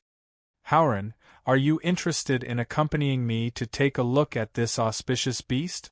Emperor Qin's interest was piqued when he heard that the single-horned green bull centipede was waiting at the palace gates. After all, after officially forming an alliance with the 100 Qi Gate, Emperor Qin's kingdom would officially start conquering the world. If he could obtain the approval of the auspicious beast, the single-horned green bull centipede, whether it was increasing his reputation or the morale of his soldiers, it would be an unimaginable help. After getting up, Emperor Qin couldn't help but invite Yu Haoran and Princess Ling Fei's marriage contract. He was now considered the closest person to him. "All right," Yu Haoran replied helplessly. Originally, when Prince Lanling mentioned the single-horned green bull centipede, he intentionally glanced at Yu Haoran. Yu Haoran knew that Hiyuru would definitely be by the single-horned green bull centipede's side. According to his wishes, he didn't want to see Hiyuru again, let alone have any entanglements with her. However, when he recalled how Emperor Qin had shown disdain for Hiyuru when he was talking about his betrayal, he was worried that Emperor Qin, who knew Hiyuru's true identity, would do something to hurt her. Therefore, he could only agree to go with them. "Steward Jiang, please lead the way." Emperor Qin, who was in a good mood, didn't notice the helplessness in Yu Haoran's reply and instructed Steward Jiang. Steward Jiang completely ignored Yu Haoran and bowed respectfully to Emperor Qin and Prince Lanling as he said, "Your Majesty, Prince Lanling, this way please." However, Yu Haoran, who had been thinking about how to face Hiyuru, didn't notice Steward Jiang's deliberate disregard just now. Under Steward Jiang's lead, the group arrived outside the palace under the protection of hundreds of martial emperors and martial saints. Although the single-horned blue ox's figure, shape, and aura were very eye-catching, the first thing that Yu Haoran saw was Hiruyu, who was standing alone beside the single-horned blue ox. She was wearing the silk veil that he had personally given her. Not bad. It's indeed the auspicious beast, the single-horned blue ox that symbolizes the prosperity of martial arts and the revival of all living things. Emperor Qin couldn't help but praise when he saw the strange beast that was 90% similar to the blue ox but had an additional white horn on its forehead. Your Majesty, let me introduce it to you. Prince Lanling took a few steps forward and said respectfully. No need. Emperor Qin shook his head and waved his hand, indicating that the group didn't need to follow him. Then, he walked towards the single-horned blue ox alone. Brother Yu, I would like to explain to you. While Emperor Qin was talking to the single-horned blue ox alone, Prince Lanling walked to Yu Haoran and whispered to him. However, Yu Haoran shook his head and said, Prince Lanling, since it has happened, what we need to do is to accept it. At this point, Yu Haoran turned his head and looked directly at the pair of eyes under the Azura mask. His tone was solemn as he warned. Prince Lanling, Ruyu's background is very pitiful. She has suffered a lot and suffered a lot. It's not something that a noble with a superior background like you can imagine. So, I hope you can take good care of Ryu. Don't let her suffer a little, don't let her suffer a little, and don't let her be hurt at all. Brother Yu, you've really misunderstood me. Miss Ryu and I are innocent. Moreover, she and I. Roar! Hearing Yu Haoran's words, Prince Lanling hurriedly explained. However, before he could finish his explanation, he was interrupted by the single-horned blue ox's howl. Looking up, Prince Lanling saw that Emperor Qin was sitting on the single-horned blue ox's back. The single-horned blue ox did not resist, which meant that the single-horned blue ox had officially recognized Emperor Qin. Long live the Emperor! Long live the Emperor! Long live the Emperor! Seeing that Emperor Qin was recognized by the single-horned blue ox, Manager Jiang, the guards protecting Emperor Qin, and the soldiers guarding the city gate all knelt down and cheered at the same time. Prince Lanling had to stop explaining to Yu Haoran and kneel down with the rest. The howl of the single-horned blue ox and the cheers of the crowd woke Hiruyu up from her thoughts. She couldn't help but look up. Then, she saw that Yu Haoran was the only one who didn't kneel down. She was pleasantly surprised. However, when she saw the coldness in Yu Haoran's eyes as he looked at her, the surprise in her eyes was instantly replaced by regret and sadness. Chapter 594. Xianying City, outside the Imperial Palace. Emperor Qin, who had obtained the recognition of the one-horned blue ox, swept his eyes around in high spirits. He immediately saw Yu Haoran, who was still standing in the crowd and was still unwilling to kneel to him. A trace of helplessness immediately appeared on his face. He didn't know whether this kid would take the initiative to kneel to him on the day of his marriage with his beloved daughter. However, when he noticed that Yu Haoran's gaze had been staring to his left, Emperor Qin couldn't help but turn his head to take a look. He immediately discovered that woman who had also been staring at Yu Haoran.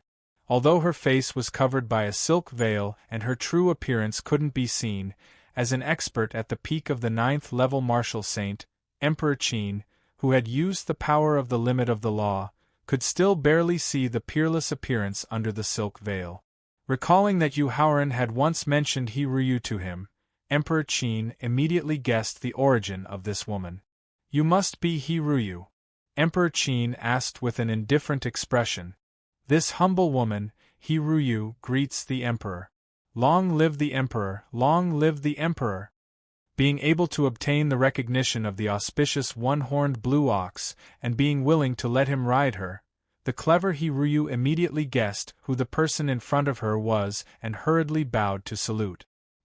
Hiruyu's intelligence and calmness just now made Emperor Qin's eyes couldn't help but light up.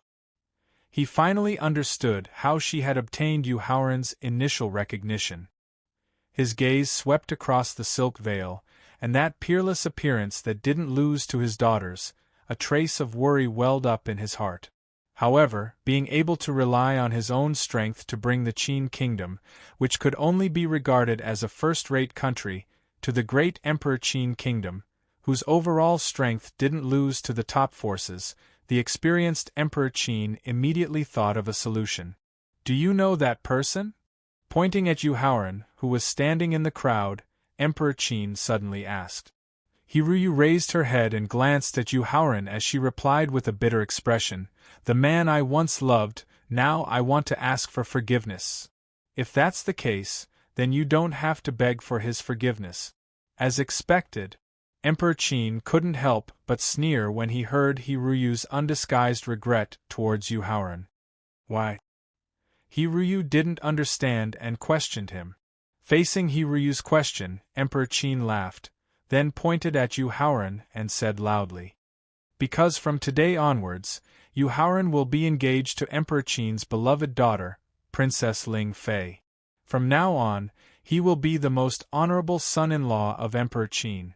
Getting engaged to Ling Fei and Gong Yu, becoming the most honorable prince consort in the Emperor Qin kingdom." Hearing the news announced by the Emperor Qin himself, Hiruyu, Steward Jiang, and the Prince of Lanling, who were still kneeling on the ground, were all shocked. No wonder the Emperor wasn't angry at Yu Haoran's casual attitude just now. It turned out that he had already gained the Emperor's approval. When he thought about how Princess Ling Fei had violated the law and brought Yu Haoran into the palace, he knew that there must have been something between the two of them. Chief Steward Jiang immediately felt regret. He regretted that he had deliberately looked down on Yu Haoran. He didn't know what the Emperor Qin liked, so that he could prepare a congratulatory gift in advance, so that he could apologize to him and ask for his forgiveness. Seeing that the Qin Emperor had actually married his most beloved Princess Ling Fei to Yu Haoran, Prince Lanling knew that there was a misunderstanding between him and Yu Haoran. He was afraid that he would never be able to clear it up in this lifetime unless he was willing to reveal his true identity. However, the consequences of revealing his true identity wasn't something that he could bear. In the end, he could only laugh bitterly. On the other hand, Hiruyu looked at Yu Haoran with a pale face. She couldn't believe that Yu Haoran, who had broken up with her for less than 5 days, had actually gotten a new lover. Yu Haoran glared at Emperor Qin with dissatisfaction and nodded at Hiruyu. It was a tacit acknowledgement that the news announced by Emperor Qin just now was true. "No, this can't be true." After getting Yu Haoran's nod of acknowledgement, Hiruyu, who was instantly dealt a blow, turned around and left the palace in disbelief. "Steward Jiang, can you arrange for 2 martial emperor experts to protect me secretly?" Although her face was covered by a silk veil, Hiruyu's devilish figure was irresistible to most men. There were many hedonistic sons in Xianyang City. Yu Haoran was worried that Hiruyu, who had lost her mind, would meet with some mishap. He hurriedly asked Steward Jiang for help. In response to Yu Haoran's request, Steward Jiang raised his head and glanced at Emperor Qin. After receiving Emperor Qin's silent approval, he hurriedly instructed a martial sage expert beside him and took out a token. "Protect that young lady secretly. Make sure that she doesn't come to any harm." "Yes, Steward Jiang." The martial sage expert who received the token acknowledged the order and instantly disappeared from where he stood. "Thank you, Steward Jiang." He had only asked him to arrange for 2 martial emperor experts to protect her secretly, but Steward Jiang had directly instructed a martial sage expert to follow her. Yu Haoran was extremely grateful to Steward Jiang for his arrangements. "You're too polite, Prince Consort. This is what I should do." In response to Yu Haoran's gratitude, Steward Jiang was also happy that he had thought of this idea at the last minute. However, his tone was rather polite and modest. Brother you know. Congratulations, Prince Consort. Prince Lanling, who had also stood up, congratulated him with a complicated expression. In response, Yu Haoran did not know what to say. Runji, I like the gift that you've given me. What kind of reward do you want? Emperor Qin, who got down from the bull, slowly walked back to the crowd and asked in a rather good mood. Your Majesty, I don't need any reward. Prince Lanling could also see that Emperor Qin was in a good mood. He quickly got rid of the messy thoughts in his heart and said with a bitter expression, I only hope that I can prove my innocence through the single-horned green bull. I definitely don't have any intention of becoming a king. Hearing Prince Lanling's grievance, Emperor Qin immediately stopped smiling and asked with a serious expression, Steward Jiang, what's going on? Among all the kings in the great Emperor Qin's kingdom, anyone could betray and become a king. However, it was impossible for Prince Lanling. Due to his unique gender and background, it was determined that he did not have the qualifications to become a king. I'll go and investigate right now. Steward Jiang, who had an equally gloomy expression, replied immediately. Steward Jiang, you should ask the head inspector. I think he should know what's going on. Yu Haoran could not help but remind Steward Jiang when he saw Steward Jiang beckoning for a middle-aged man in a eunuch uniform and ordering him to investigate the matter. Steward Jiang's eyes lit up. He thanked Steward Jiang and quickly signaled the middle-aged eunuch to investigate. When Prince Lanling heard Yu Haoran's reminder, his eyes lit up. At the same time, he could not help but look at Yu Haoran with gratitude. Chapter 595. Outside the palace in Xianyang City. Thank you for your kindness, Your Majesty. After receiving Emperor Qin's assurance and comfort, the burden on Prince Lanling's shoulders was instantly lifted, and he felt much more energetic. It's early in the morning now. Runji, if you're free, why don't you join me for breakfast?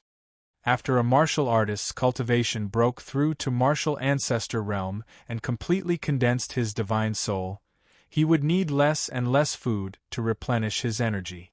For martial sages like Emperor Qin and Prince Lanling, they were basically no longer affected by the desire to eat, unless it was spiritual fruits and spiritual liquids that contained abundant spiritual energy. Emperor Qin took the initiative to invite Prince Lanling to have breakfast with him mainly because he wanted to use this method to appease and win over Prince Lanling and increase his loyalty to him. After all, as the most important checkpoint in the south of Emperor Qin's empire, the safety of Lanling City had a great impact on the empire. Therefore, in order to ensure that the expedition army could set off smoothly, he had to appease and eliminate all the hidden dangers in the empire. Thank you for your kindness, Your Majesty.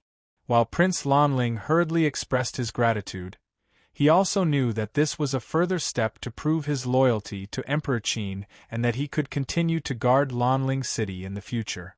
Turning his head to look at Yu Haoran, who was not in a good mood, Emperor Qin took the initiative to invite him. Haoran, join us. No, I have something to deal with later, so I won't be joining you for breakfast. Shaking his head, Yu Haoran turned down the invitation.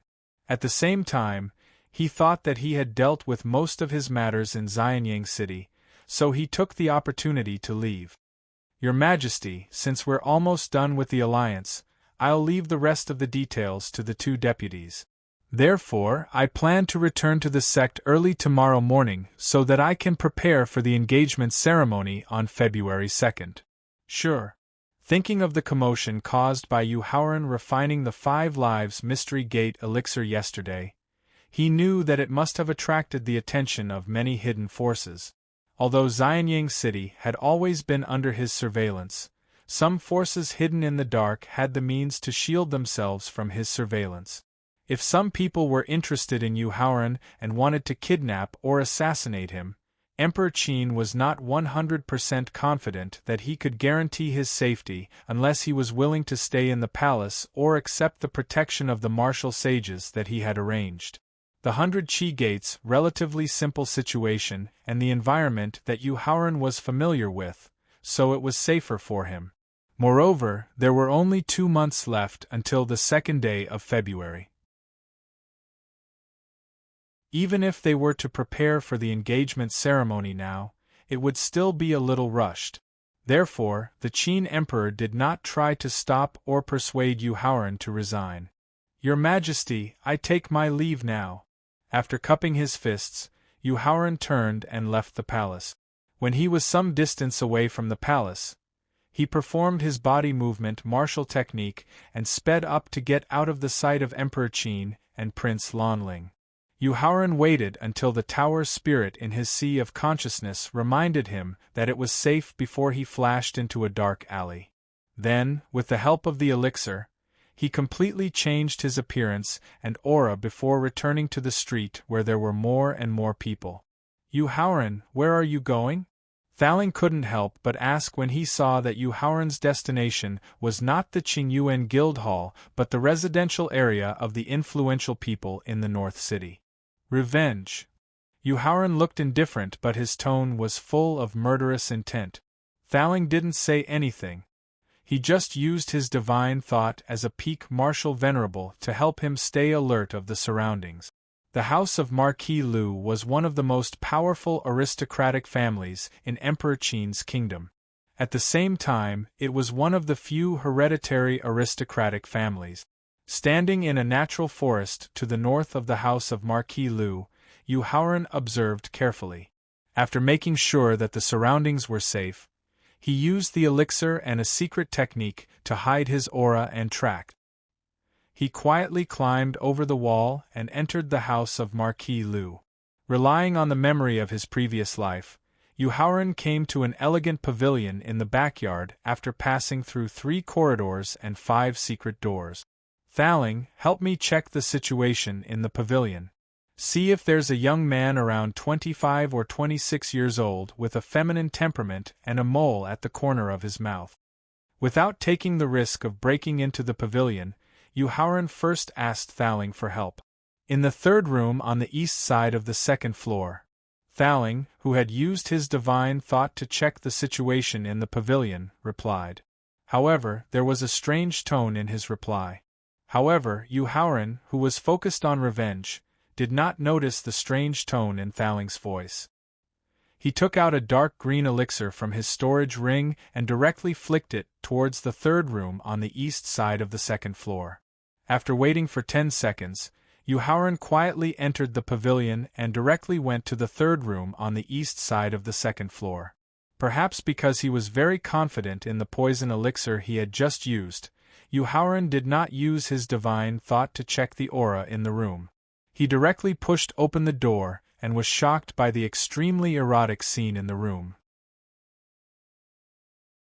Looking at the large bed that took up 2/3 of the room and 7 naked beauties lying haphazardly on it, Yu Haoran's face instantly flushed red. Although he had a few relationships in his previous life and this life, they were at most holding hands and hugging.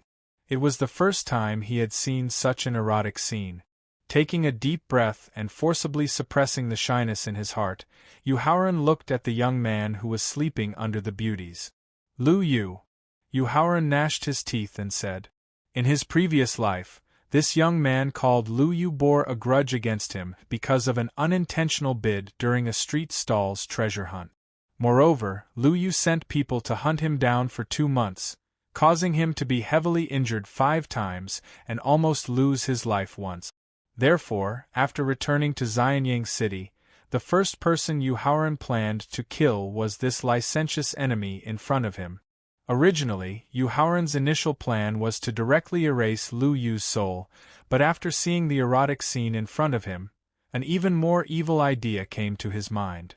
Yu Haoran took out 7 spirit herbs from his storage ring, and then had the pagoda spirit use its divine sense to temporarily set up a barrier that blocked out energy fluctuations. Then, Yu Haoran used his Dantian flame to refine a drop of colorless and odorless poison. Using a special method, he sent the poison he had just refined into Lu Yu's private part. Yu Haoran laughed sinisterly as he turned and left the pavilion. Regarding this, Thaling could only shake his head speechlessly. After quietly leaving the Lu Marquis residence, Yu Haoran arrived at a residence called Iron Blood, about 10 miles away from the Lu Marquis residence.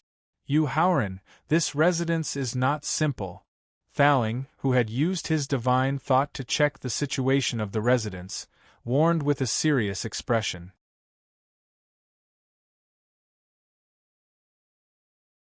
Chapter 596. Xianyang City, in front of the Iron King's residence. Whether it was in his previous life or in this life, the Iron King was a hero that Yu Haoran admired and revered from the bottom of his heart. The Iron King's real name was Sunda Tai, a simple and ordinary name. He was a commoner from a poor background. He was a general who relied on his steel-like willpower and fearless fighting among thousands of ordinary soldiers to grow up step by step. He was a commoner who did not change his nature because of wealth, and remained simple and kind. But the Iron King, like most parents in the world, made the mistake of not knowing how to educate their children. Sun Weibin, the Iron King's third son, was the son with the most talent and potential among his many children. He was also the son that he valued and doted on the most, and had placed all his hopes on. In order to let Sun Weibin grow up as quickly as possible, the Iron King sent him to the army to be honed after his coming-of-age ceremony and after he revealed his outstanding talent and potential. In order to better stimulate Sun Weibin's potential, the Iron King searched everywhere for countless top-notch resources to help him refine his marrow and improve his potential and strength. It was precisely under the Iron King's nurturing that Sun Weibin grew up rapidly. At the age of 24, not only did he reach the martial king realm, but his continuous accumulation of military achievements also allowed him to become a Chiliarch in command of 1,000 elite soldiers. Sun Weibin's outstanding performance made the Iron King feel deeply gratified, and at the same time, he paid little attention to his private life and the way he conducted himself. It was precisely because of his excessive regard and love that Sun Weibin was arrogant and condescending. His mentality was too twisted, and he liked to torture people for fun, especially young girls. In his previous life, when he was escaping from the experts sent by Lu Yu, he hid in the slums of the southern city for a period of time, and inadvertently got to know an ordinary family in the slums.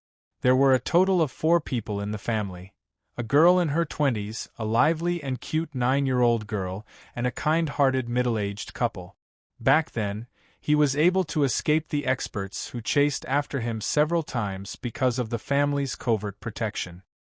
He was able to survive 5 serious injuries because of the family's meticulous care. But it was during that pursuit that he almost lost his life that he inadvertently led Sun Weibin into the slums, and let him see the family's 2 daughters. The result was obvious. At that time, because his injuries were too severe, and he was no match for Sun Weibin, he could only watch as the family died tragically. After that incident, he swore that he would kill Sun Weibin with his own hands to avenge that family. But he did not know whether it was his luck or Sun Weibin's lux ors. By the time he had the strength to kill Sun Weibin and planned to take action, because he could not track Sun Weibin's whereabouts, he did not fulfill his oath in the end. At first, when he chased to the Iron King's residence in Xianyang City, he found that Sun Weibin had already set out with the army. When he chased to Sun Weibin's army, he found that Sun Weibin had already returned to Xianyang City because he had been rewarded for his meritorious service. When he rushed back to Xianyang City, he found that Sun Weibin had been sent to the battlefield because of the urgent situation at the front lines. He went back and forth no less than 5 times, but still could not find any trace of Sun Weibin. When he was tracking Sun Weibin, he inadvertently offended someone with a strong background and was once again in the predicament of being chased. Only then did he temporarily give up on the mission to kill Sun Weibin. Now, since he had the means to kill his opponent, whether it was to fulfill the oath of his previous life or to prevent that family from being harmed by Sun Weibin, he had to eliminate the hidden danger before leaving Xianyang City. Thaling, use your divine sense to help me find a young man about 23 or 24 years old who has just broken through to the martial king realm and whose body is full of killing intent, Yu Haoran reminded. Yu Haoran, in the entire Iron King's residence, there are 5 people who fit the conditions you just mentioned. Can you provide more detailed information? The Iron King was born a commoner. Even after becoming a noble, he did not forget his roots and always did his best to help the poor and orphans in the city. Therefore, the Iron King's residence had many young disciples who had been trained since childhood. This also made it impossible for Thaling to determine who Sun Weibin was in the first place. Skinny, with a small scar behind his left ear. His eyes were like swords in frost, giving off a feeling of. Carefully recalling Sun Weibin's appearance, Yu Haoran described him in detail. However, he had only described a small part of it when Thaling's divine sense discovered Sun Weibin. However, when he saw Sun Weibin running on top of a woman, he could not help but complain. Yu Haoran, why do all your enemies have the same hobby? Perhaps this is one of the reasons why they deserve to die. Yu Haoran sighed as he shook his head. Then, relying on the memory of his previous life, he came to a low wall in the northwest corner of the Iron King's residence and continued to use pills and secret techniques to sneak into the residence. However, unlike the Lu Marquis residence, the Iron King, who had grown up as a soldier, had always maintained the habits of a soldier. Whether it was the guards guarding the residence or the Iron King's family members, whether they were meditating or chatting, they had always maintained a high level of vigilance. It was very difficult to successfully sneak into Sun Weibin's room in the backyard with pills and secret technique. Yu Haoran could only ask Thaling to use his divine sense to help him conceal his presence. Finally, he succeeded in sneaking into Sun Weibin's room. Standing at the door of the room, Yu Haoran closed his eyes and carefully listened to the movements in the room. When the breathing sounds in the room began to rapidly increase, he directly crushed the green pill that he had prepared in advance. When the breathing sounds in the room gradually calmed down, Yu Haoran pushed open the door and entered the room. What he saw was very similar to the scene in Lu Yu's room. However, unlike how he treated Lu Yu, Sun Weibin, whose mentality had been completely twisted, would probably become even crazier, and his methods of torturing people would be even more cruel if he lost his masculinity. It was to prevent the innocent commoners in Xianyang City from being tortured by Sun Weibin, and also to fulfill the oath that he had made in his previous life to avenge that family. Yu Haoran used Yuan Li to directly shatter Sun Weibin's spirit and used pills to create the illusion that Sun Weibin had gone berserk due to excessive indulgence. Then, he turned and left the room, leaving the Iron King's residence. Seeing Yu Haoran turn and leave the northern part of the city, Thaling originally thought that he had finished his revenge and was planning to return to the Qing Yuan Guild Hall. However, he unexpectedly discovered that Yu Haoran was heading straight for the more prosperous business district in the western part of the city.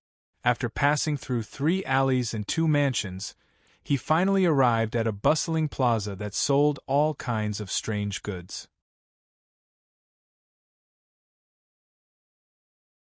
Chapter 597. Xianyang City, West City Square.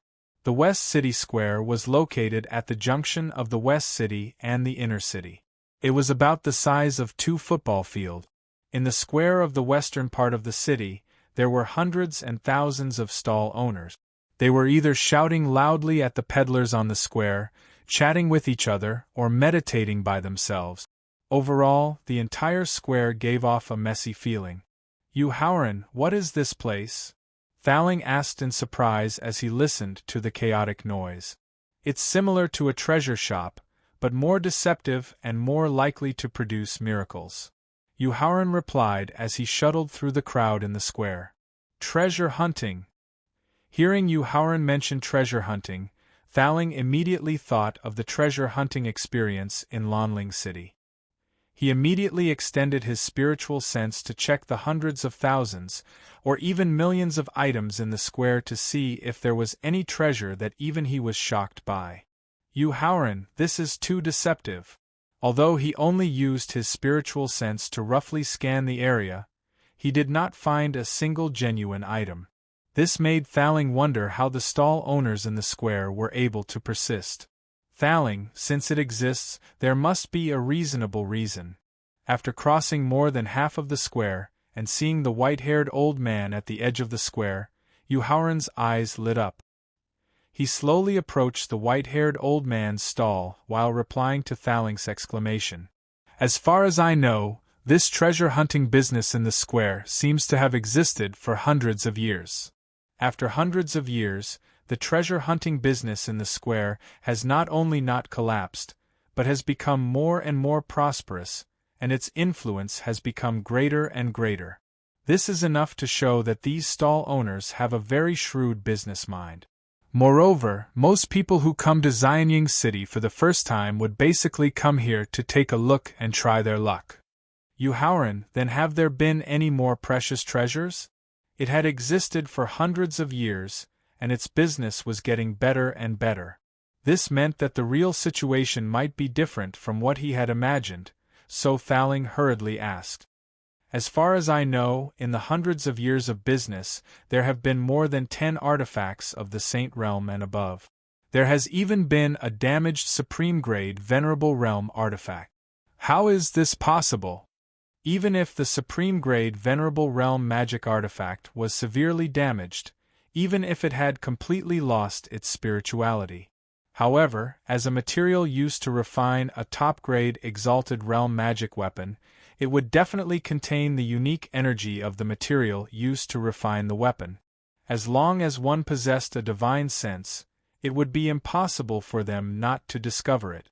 Therefore, Thaling found it hard to believe what Yu Haoran had just said. Thaling, you don't believe me? Thaling's incredulous reaction was within Yu Haoran's expectations. After all, experts who relied too much on their divine sense would find it hard to believe that there was a treasure that could escape the detection of divine sense in an open square without any restrictions. However, the truth was so strange and unbelievable. This was also one of the main reasons why customers were constantly attracted to this place. Thaling, next, I'll let you see with your own eyes how I'll pick out shocking treasures when your divine sense can't distinguish them. Sir, take a look, take a look. Although the things I have here look a little old, most of them are peerless treasures of great origin. Seeing Yu Haoran dressed in the uniform of an elite disciple of a sect, the white-haired old man, who had not opened for business for the entire morning, called out to him enthusiastically. Squatting down, Yu Haoran carefully observed the hundreds of old and damaged items placed in front of the white-haired old man. At the same time, he carefully recalled what he had encountered here in his previous life. Finally, he found the 3 small ornaments that would not attract anyone's attention. There was a rusty dagger, a black bead that was mostly covered in mud, and a dried leaf that had a yellowish hue to it. Pointing at the dagger, the black bead, and the leaf, Yu Haoran asked indifferently, "Boss, name your price." "Young hero, your eyesight is really bad. These 3 items are all priceless, peerless treasures." Seeing the 3 small ornaments that Yu Haoran had picked out, the white-haired old man could not help but frown, because he really did not know how to fabricate an earth-shattering origin for these 3 small ornaments to raise their price. Therefore, he could only praise them while using his brain to make up a story. "Alright, boss. Although I'm not a local of Xianying City, I've been here more than once." Seeing the white-haired old man who was planning to fabricate the origin of these 3 small ornaments on the spot, Yu Haoran impatiently hinted, "So, you'd better name your price." This. Yu Haoran's calm demeanor and impatient tone made the white-haired old man unsure whether this young man in front of him was telling the truth or not. However, since the other party had directly stated the rules of this place, the white-haired old man did not bother to make up a story and directly gave a price that made Thaling stunned. Among the 3 items, the black bead that is covered in mud has the most extraordinary origin. The price is 100,000 spiritual stones of the 1st grade of the 8th level. As for the dagger and the leaf, you can give me 50,000 spiritual stones of the 1st grade of the 8th level. Madman, this is simply a madman. Hearing the white-haired old man's sky-high price, Thaling could not help but comment. Boss, let's not beat around the bush. You and I both know the price of these 3 items. Compared to Thaling's gaffe, Yuhauran's reaction was very calm and he began to bargain with a smile. How about this? The total of the 3 items is 5 spiritual stones of the 1st grade of the 8th level. What do you think? After hearing Yuhauran's bargain, the white-haired old man opposite him shook his head and smiled bitterly. However, Thaling in the sea of consciousness widened his eyes and could not believe that Yuhauran dared to bargain like this. 150,000 spiritual stones, and he directly bargained with 5 spiritual stones. This kind of bargaining was not cutting the waist or the foot, but the bottom of the foot. Young hero, I'm running a small business. Your bargain is too cruel. The white-haired old man complained with a bitter smile. Then, he pretended to be reluctant and said, How about this? I temporarily encountered some difficulties and I urgently need some spiritual stones to help. How about 15,000 spiritual stones of the 1st grade of the 8th level?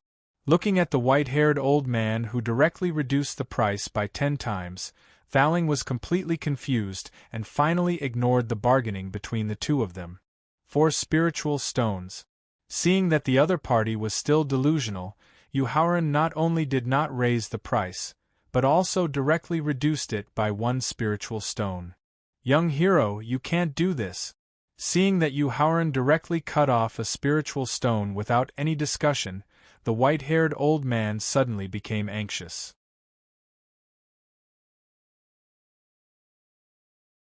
Chapter 598. Xianyang City, West City Square. 100 spiritual stones. It can't be any less than that. Otherwise, young hero, you should go somewhere else. Pretending to be in deep thought, the white-haired old man finally gave the final price with gritted teeth. 3 spirit stones. If you are willing, I will take the spirit stones now. If not, I will get up and leave. Yuhauran also gave the final price that he could accept. Sir, I won't see you out. Putting away the dagger, black bead, and leaf that Yuhauran had just picked, the white-haired old man showed him the door with an unhappy expression. In that case, forget it. Shrugging his shoulders, Yuhauran stood up and left with an indifferent attitude. 3, 2, 1. Yuhauran counted in his heart as he walked away from the stall. Young hero, wait a moment. Just as Yuhauran was counting in his heart, the white-haired old man's call came from behind him. Forget it, I've just opened for business today, so 3 spirit stones it is. Consider it as me sacrificing my capital to make a friend. Taking out the 3 items that he had just put away, the white-haired old man said with a pained expression, Here. Throwing 3 spirit stones to the white-haired old man, Yuhauran took the dagger, black bead, and leaf and began to examine the origins of these 3 items. Thaling, I will show you how I can pick out the real peerless treasures when you can't find the real one with your spiritual sense.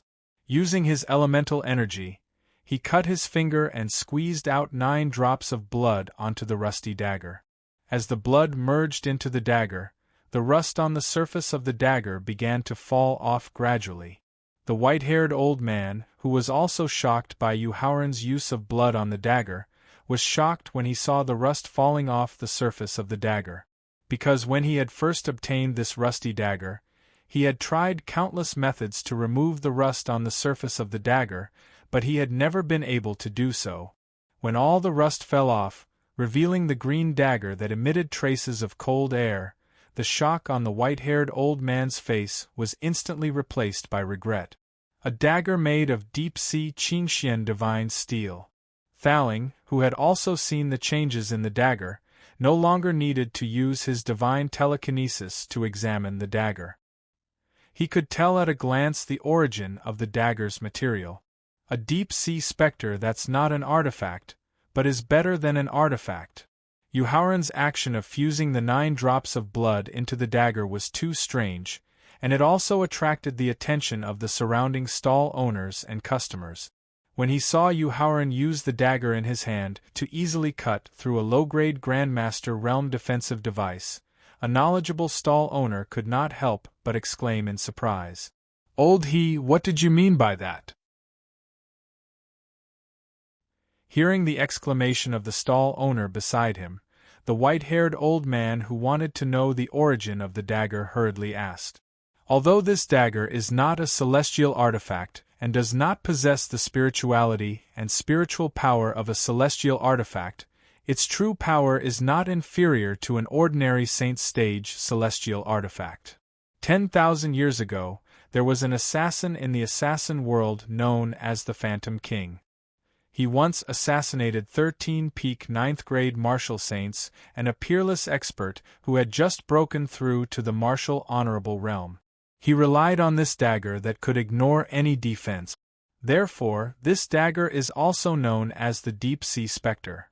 At this point, the stall owner surnamed he could not help but mock him, taking pleasure in his misfortune. "Old Wu, you've lost a lot of money." The old man surnamed Wu, whose face instantly turned pale, stared at the dagger in Yuharan's hand, and his eyes were filled with unconcealable regret. "I see."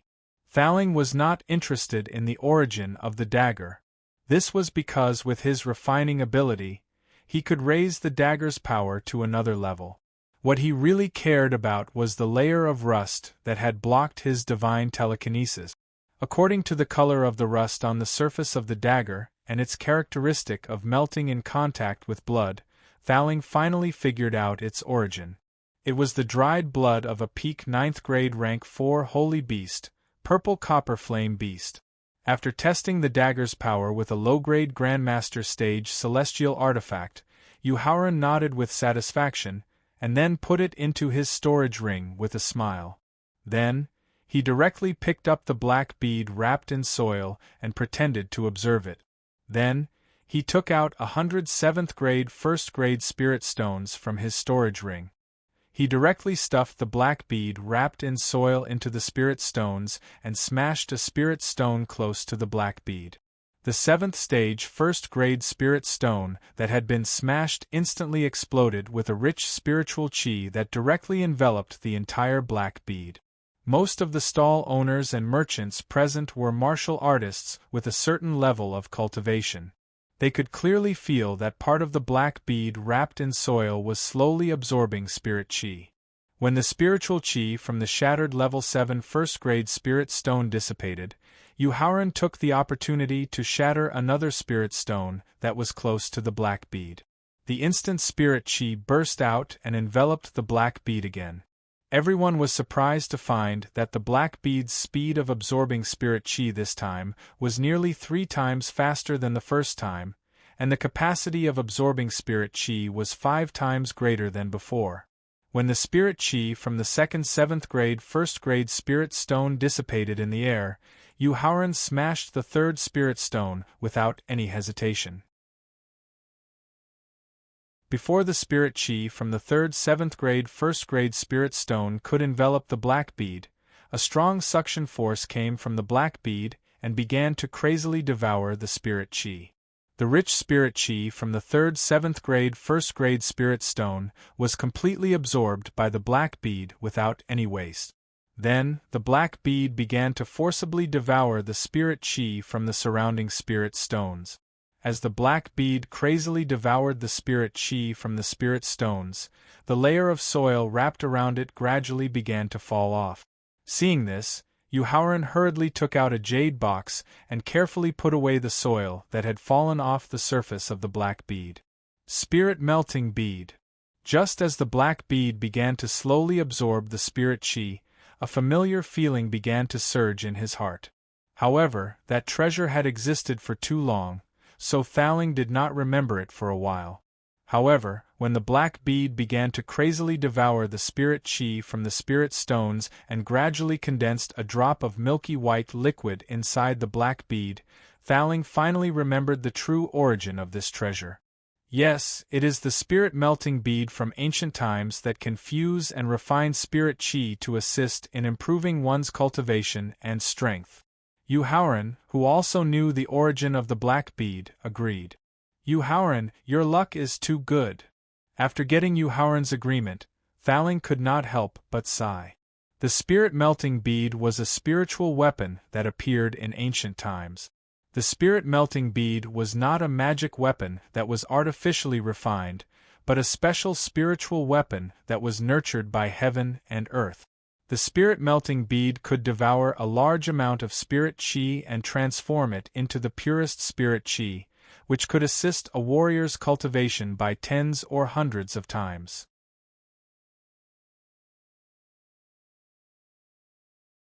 Chapter 599. Xianyang City, West City Square. In ancient times, heaven and earth were filled with innate spiritual chi, which was of a higher level than spiritual chi of heaven and earth. Through the transformation of innate spiritual chi, the spirit-melting pearl could play a supportive role, which was incredible. Although the Tianxian continent had undergone a drastic change, and the thinning of the spiritual energy of heaven and earth had caused the spiritual melting stone to temporarily lose its ability to assist in increasing one's cultivation and fall into a state of self-isolation, to Yu Haoran, who had never lacked spiritual stones, the spiritual melting pearl could once again restore the heaven-defying assistance ability of the ancient times. Otherwise, Thaling would exclaim at Yu Haoran's incredible luck. However, regardless of whether it was a magic weapon made by a craftsman or a spiritual weapon nurtured by heaven and earth, there would be energy fluctuations. Thaling had checked the spirit-melting pearl 3 times with his divine thought, and he did not feel any energy fluctuations. Therefore, he was very interested in the layer of soil that could shield his divine thought, and he could not help but ask, Yu Haoran, what is the origin of the soil that wraps the spirit-melting pearl? Thaling, in my previous life, I have explored so many ancient relics, and I have also snuck into the treasure houses of the blacksmith pavilion and the Tianxian sect, but I have not found a single clue about the origin of this soil. Yu Haoran replied gloomily. Don't worry, we have plenty of time to investigate slowly. Thaling comforted Yu Haoran when he heard the gloominess in his voice. Okay. Nodding, Yu Haoran did not speak, but kept staring at the spirit-melting pearl that was absorbing the spiritual chi. Even for a martial arts saint, it would take at least an hour to absorb all the spiritual chi in 97 level 1 spirit stones. However, after the spirit-melting pearl's crazy absorption ability, it only took 5 minutes for the 97 level 1 spirit stones to be completely turned into a pile of white powder. He reached out his hand and sucked. The spirit-melting pearl, which had completely shed its soil, did not change much except for its slightly brighter color. His spiritual sense directly entered the spirit-melting pearl, took out the 3 drops of pure spiritual energy floating in the spirit-melting pearl, and then put the spiritual energy into the pill bottle. When Yu Haoran put the spirit-melting pearl into the victor, he also put away the dried leaf. Little brother, since you were able to discover the extraordinariness of the dagger and the black pearl, I presume that the leaf is also extraordinary. I wonder if you can explain it to me? Seeing Yu Haoran put away the black pearl and the leaf, stall owner he, who was about to leave, hurriedly asked. He wanted to know the origin of the withered leaf and what ability it had. If you don't want to bring trouble to yourself, I can tell you the origin of this leaf. Yu Haoran warned with a serious expression as he turned his head to look at the stall owner surnamed he. That won't be necessary. No matter how important the origin of the withered leaf was and how powerful its ability was, it was not as important as his own life. Therefore, after hearing Yu Haoran's warning, stall owner he hurriedly indicated that there was no need and took a few steps back. 3, 2, 1. Turning around, Yu Haoran walked away from the square while counting down silently in his heart. After counting down silently for a while, the old man surnamed Wu suddenly turned around and scolded him sternly. "You can't leave." "What's the matter?" Yu Haoran asked coldly as he turned around with an unhappy expression. "Everyone, you have seen the dagger and the black pearl just now." Ignoring Yu Haoran's question, the old man surnamed Wu complained to the people around him. "If I give you 3 level 1 8-level spirit stones, will you sell the dagger, the black pearl, and the leaf to me?" "Of course not." A stall owner immediately agreed. "That's right. The dagger and the black bead are probably worth more than a few 100 million, or even more than 1 billion spirit stones of the first grade of the 8th step. Not to mention the mysterious leaf. I think even a fool wouldn't sell it with 3 spirit stones of the first grade of the 8th step." Another stall owner agreed. "That's right. That's right." Then, more than 20 stall owners joined in. There were more than 10 stall owners who were martial arts grandmasters and martial kings. They directly blocked Yu Haoran's escape route. "What's the matter? Don't tell me you're planning to turn your back on us and take it by force." Yu Haoran taunted fearlessly in the face of a dozen or so martial ancestor and martial king experts. "Boy, these are the 3 spirit stones we just traded. I'll return them to you now. You must immediately return the dagger, the black pearl, and the leaf to me." The old man with the surname Wu, who was at the peak of martial grandmaster 9th grade, directly used his primordial energy to wrap the 3 spirit stones. He seemed to be returning them, but in fact, he wanted to secretly hurt Yu Haoran. If he did not use the secret transformation technique, with his current cultivation, he could only exert the strength of a level 2 martial grandmaster at most. It was impossible for him to safely receive the spirit stones. Moreover, the injured black bear was not by his side. Therefore, in the face of the 3 spirit stones, he directly dodged them. Yu Haoran's sudden dodging was beyond everyone's expectations. The spirit stones, which contained the primordial energy of a level 9 martial grandmaster, heavily hit a young man who had just broken through to the martial grandmaster realm. He was dressed in brocade clothes and was completely unprepared. If it weren't for the fact that the teenager in brocade clothes had a top-grade defensive celestial device of the king's realm, the 3 spirit stones just now would have definitely killed him. Even so, the spirit stones, which contained the primordial energy of a level 9 martial grandmaster, caused the young man in brocade clothes to vomit blood. "How dare you sneak attack me?" Barely suppressing the injury in his body, the young man in brocade clothes shouted with a ferocious expression and a strong murderous aura exuding from his body. "Sir, I'm really sorry. I didn't mean to." Seeing that the young man who had accidentally injured him was not only dressed in brocade clothes, but also had the protection of a Supreme King realm defensive weapon, it meant that the young man had a powerful background. This made the old man surnamed Wu panic and quickly apologize. "Is it just an apology?" The young man in brocade clothes turned his head to look at Yu Haoran and asked with a cold smile. "Sir, you saw what happened just now." Instead of immediately calling the masters behind him to take revenge, he looked at Yu Haoran in confusion. The shrewd old man surnamed Wu immediately guessed the young man's intention. Therefore, the tactful old man immediately pointed at Yu Haoran and complained in a sad and indignant tone. "This person has evil intentions. He used despicable and shameless means to cheat me of my 3 treasures. Sir, if you can uphold justice for me, you can choose any 2 of the 3 treasures." "Boy, did you hear that? Hand over the treasures obediently." The young man in brocade clothes was very satisfied that the old man surnamed Wu was tactful enough to allow him to choose 2 of the 3 treasures. He was also very proud of his action of deliberately getting injured.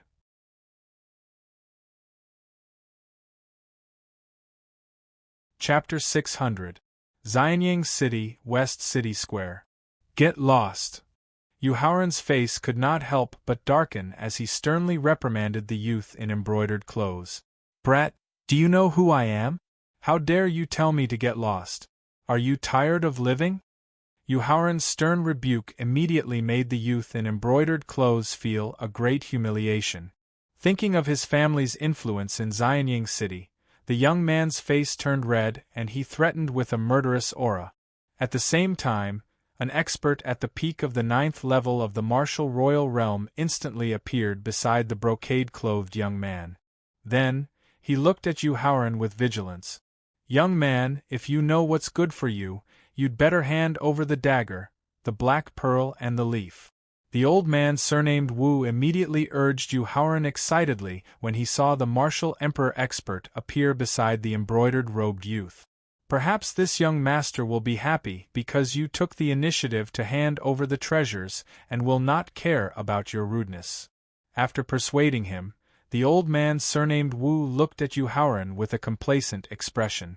Being secretly protected by a peak 9th grade martial king expert, this kind of treatment showed that the young man's background was not small.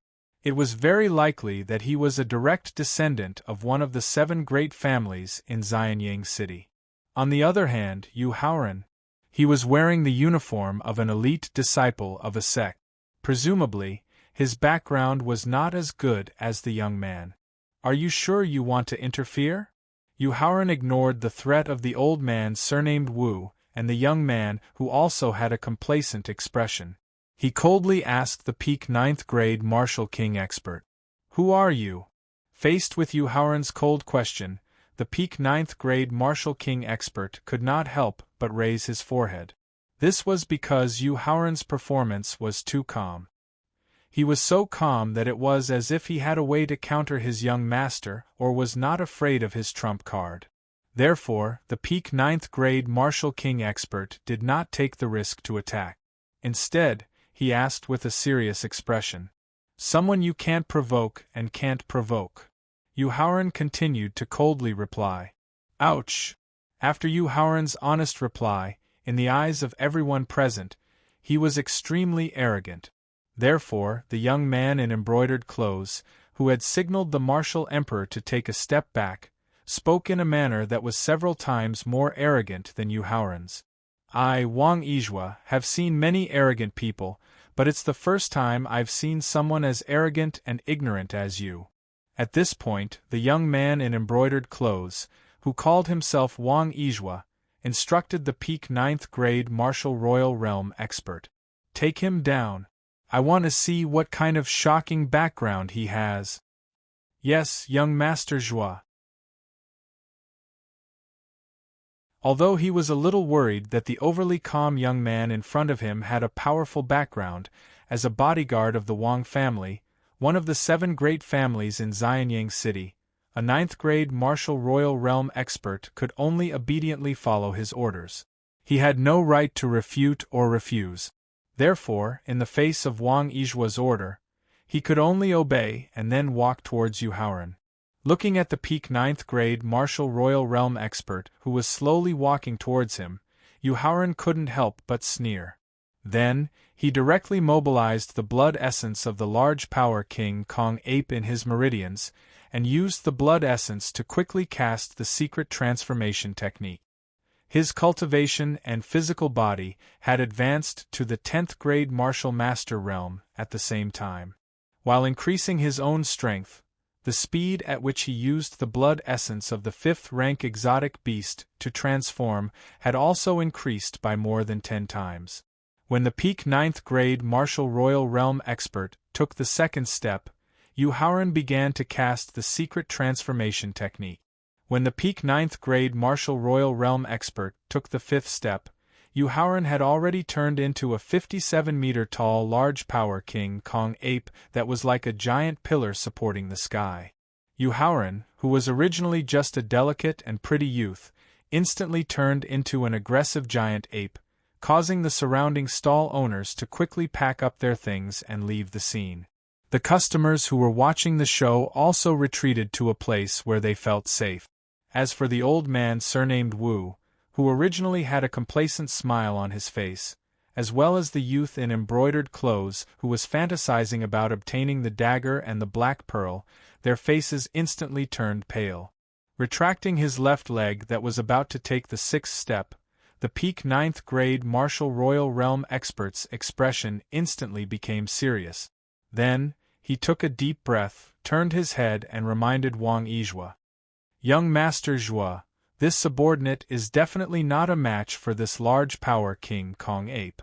Quickly go to the east side of the plaza and inform the commander of the city guards who maintain order in the plaza to capture this large power King Kong ape. Wang Yizhua, whose face instantly paled, calmed down after hearing the guard's reminder. Then, he directly mobilized the power of the martial ancestor realm, turned around and dashed towards the east side of the plaza. As he ran, he turned his head to look. Seeing Wang Yizhua running away, Yu Haoran, who had transformed into a large power King Kong ape, did not stop him. He only looked at the peak ninth grade martial royal realm expert without a trace of emotion in his cold ape eyes. Taking a deep breath, he mobilized all of his origin energy and soul power. The martial king slowly rose into the air, all the way until he was at the same level as Yu Haoran's line of sight. His consciousness took out the purple rod from his storage ring. Yu Haoran, who had transformed into a large power King Kong ape, gradually released a strong killing intent. Along with the strong killing intent that emerged from his body, Yu Haoran stomped on the ground with both of his feet, and his entire body soared into the air. After reaching a certain height in the air, he activated the pure physical strength of the large power King Kong ape and let out a shout that shook the entire Xianyang city. One strike to the sky. In the backyard of the imperial palace.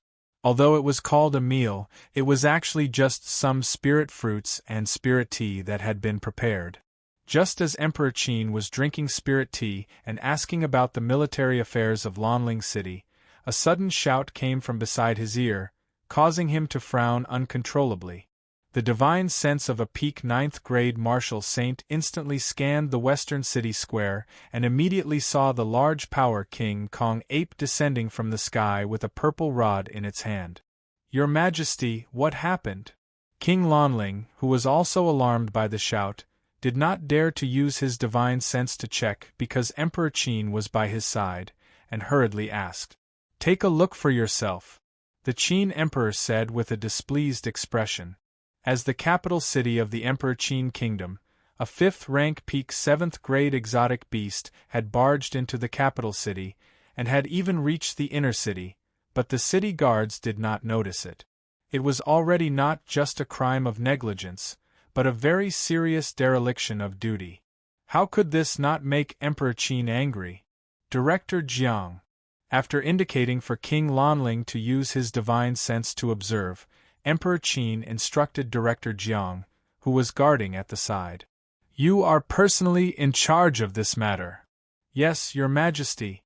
After Director Jiang, who had also used his divine sense to check, left the garden, Director Jiang immediately ordered people to summon the city guard's commander, the Supreme Court's vice minister, and the Ministry of Justice's assistant minister, ordering them to rush to the western city square in the shortest time possible.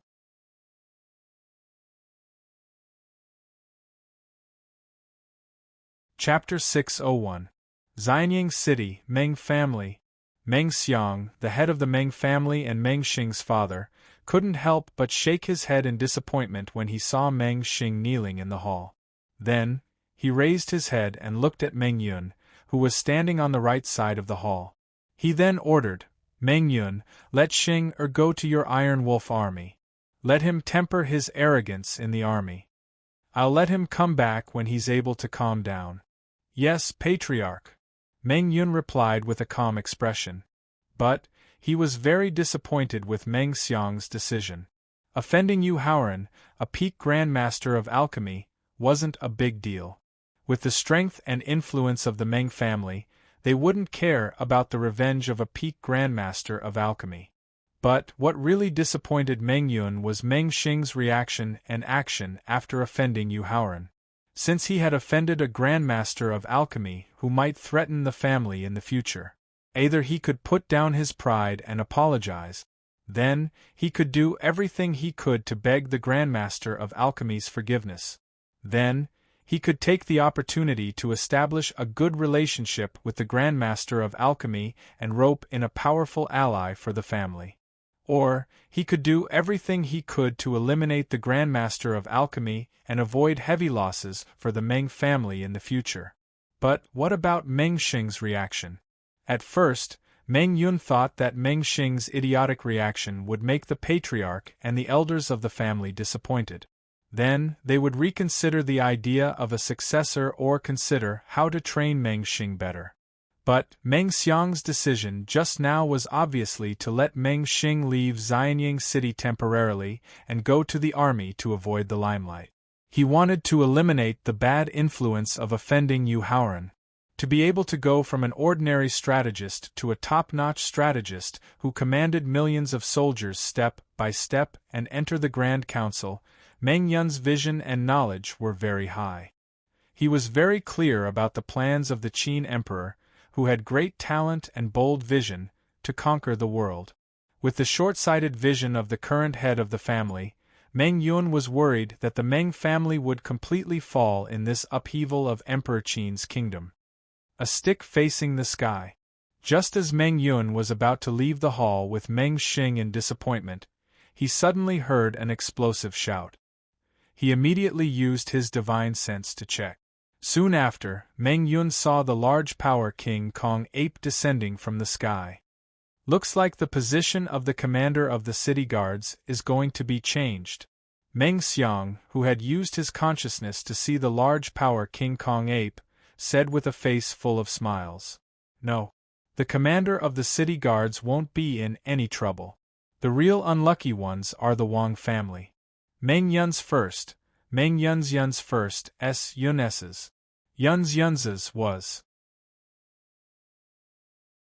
was Yun's-based Sa's families. Therefore, Meng Yun didn't care whether he would offend him or not, and directly gave a completely different conclusion. SSS Yun's Kingtis SS Yun's ofs Meng Yun, for such a ferocious beast to sneak into the city and the city guards in charge of protecting the safety of the city did not discover it, the commander of the city guards, Qin Xingyuan, is not only derelict in his duty, but in my opinion, it is a very serious dereliction of duty. According to the laws of the Emperor Qin's kingdom, derelicts should be beheaded. Hearing Meng Yun refuting his conclusion, Meng Xiang frowned in displeasure. But thinking about the power Meng Yun held in his hands, he didn't dare to scold him so easily. He could only refute him with facts. Under normal circumstances, Qin Xingyuan is indeed derelict in his duty. Seeing that Meng Xiang still did not notice the abnormality of the large power King Kong ape, Meng Yun was even more disappointed. But what if that large power King Kong ape is not a real beast, but someone who used the large power King Kong ape's blood essence to cast a transformation secret technique? It's man-made. After hearing Meng Yun's reminder, Meng Xiang muttered to himself. He suddenly thought of the pill master Yu Haoran that Meng Xing had offended. Wasn't he a disciple of the 100 Qi Gate who could transform into a large power King Kong ape? Meng Yun, you're saying? Looking at Meng Yun with his eyes wide open, Meng Xiang's face revealed a shocked expression. That's right, the large power King Kong ape that is killing the Wang family's guards is the vice-sect master of the 100 Qi Gate, the peak pill master Yu Haoran, who used the large power King Kong ape's blood essence to transform. Seeing that Meng Xiang had finally realized the crux of the problem, Meng Yun finally heaved a sigh of relief and replied with a nod. TCH. Unfortunately, facing Meng Xiang and Meng Yun's gradually serious expressions, Meng Xing, who had not been forgiven but had taken the initiative to stand up, sneered in disdain, and said with a tone full of contempt and ridicule. So what if he becomes a large power King Kong ape? I can take his life with a single slap. Bastard, who told you to get up? Originally, because of his wrong judgment, he had lost face in front of Meng Yun. Meng Xiang, who was extremely unhappy in his heart, became even more furious after hearing Meng Xing's disdainful arrogance. Father, am I wrong? Meng Sheng, who was unconvinced, retorted forcefully. Shinger, what do you know? Seeing that Meng Sheng did not realize what he had done wrong, Meng Xiang could not help but feel disappointed in his heart. Looking at Meng Sheng with pity, Meng Xiang directly walked to Meng Yun's side and asked with a trace of sadness in his tone. Meng Yun, according to what I know, His Majesty intends to conquer the world and fight a bloody battle. That's right. Feeling the sadness in Meng Xiang's tone, Meng Yun knew that he had already made a decision. While sympathizing, he also slightly revealed some secrets that he should not have revealed beforehand. The Qin Alliance conference that His Majesty held this time was to eliminate all the hidden dangers within the Empire and prepare for the army's expedition in advance. Speaking to hear, Meng Yun looked at Meng Sheng, whose face was still unconvinced, and said with a serious expression, According to my judgment, the fastest is 3 months, the slowest is half a year, and the fastest is half a year. The Emperor will start the war of conquering the world. Meng Yun, pass on the clan order for me. After hearing the secret that Meng Yun revealed, Meng Xiang nodded his head gratefully, then returned to the high platform in the hall, sat back on the throne that symbolized the clan leader, and ordered with a cold expression. Clan leader. Taking a step forward, Meng Yun originally wanted to persuade him, but Meng Xiang stretched out his hand and pressed down on the void, indicating that he did not need to say anything. Then, using the power of his spirit, Meng Xiang clearly transmitted every word that he was going to say to everyone in the Meng family. Meng Sheng's moral character is lacking, his conduct is unreasonable, and he considers everyone else beneath him. In order to protect the 10,000 years of foundation of the Meng family, I, as the clan leader, have decided to abolish Meng Sheng's qualifications as the successor and deprive him of all the benefits that he enjoys. No, father, you can't do this. Hearing that Meng Xiang had directly abolished his qualifications as the successor of the Meng family, Meng Sheng, who was originally unconvinced, immediately panicked. As he knelt on the ground again, he loudly begged. I have made up my mind. Meng Xiang coldly glanced at Meng Sheng and said with a resolute tone. If Meng Sheng could be said to be more unyielding, even if he directly turned around and left the Meng family, Meng Xiang would not be angry, and would even give him a chance to have another successor.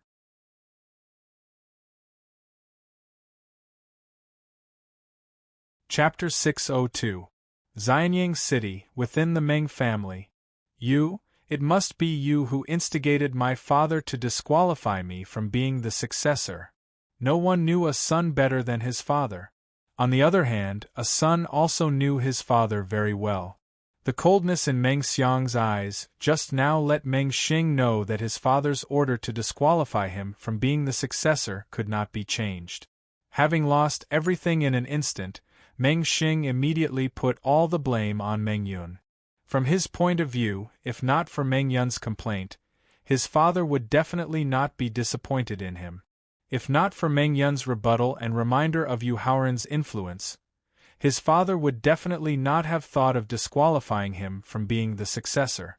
At this moment, Meng Yun was an irreconcilable enemy in Meng Sheng's eyes. I'm going to kill you.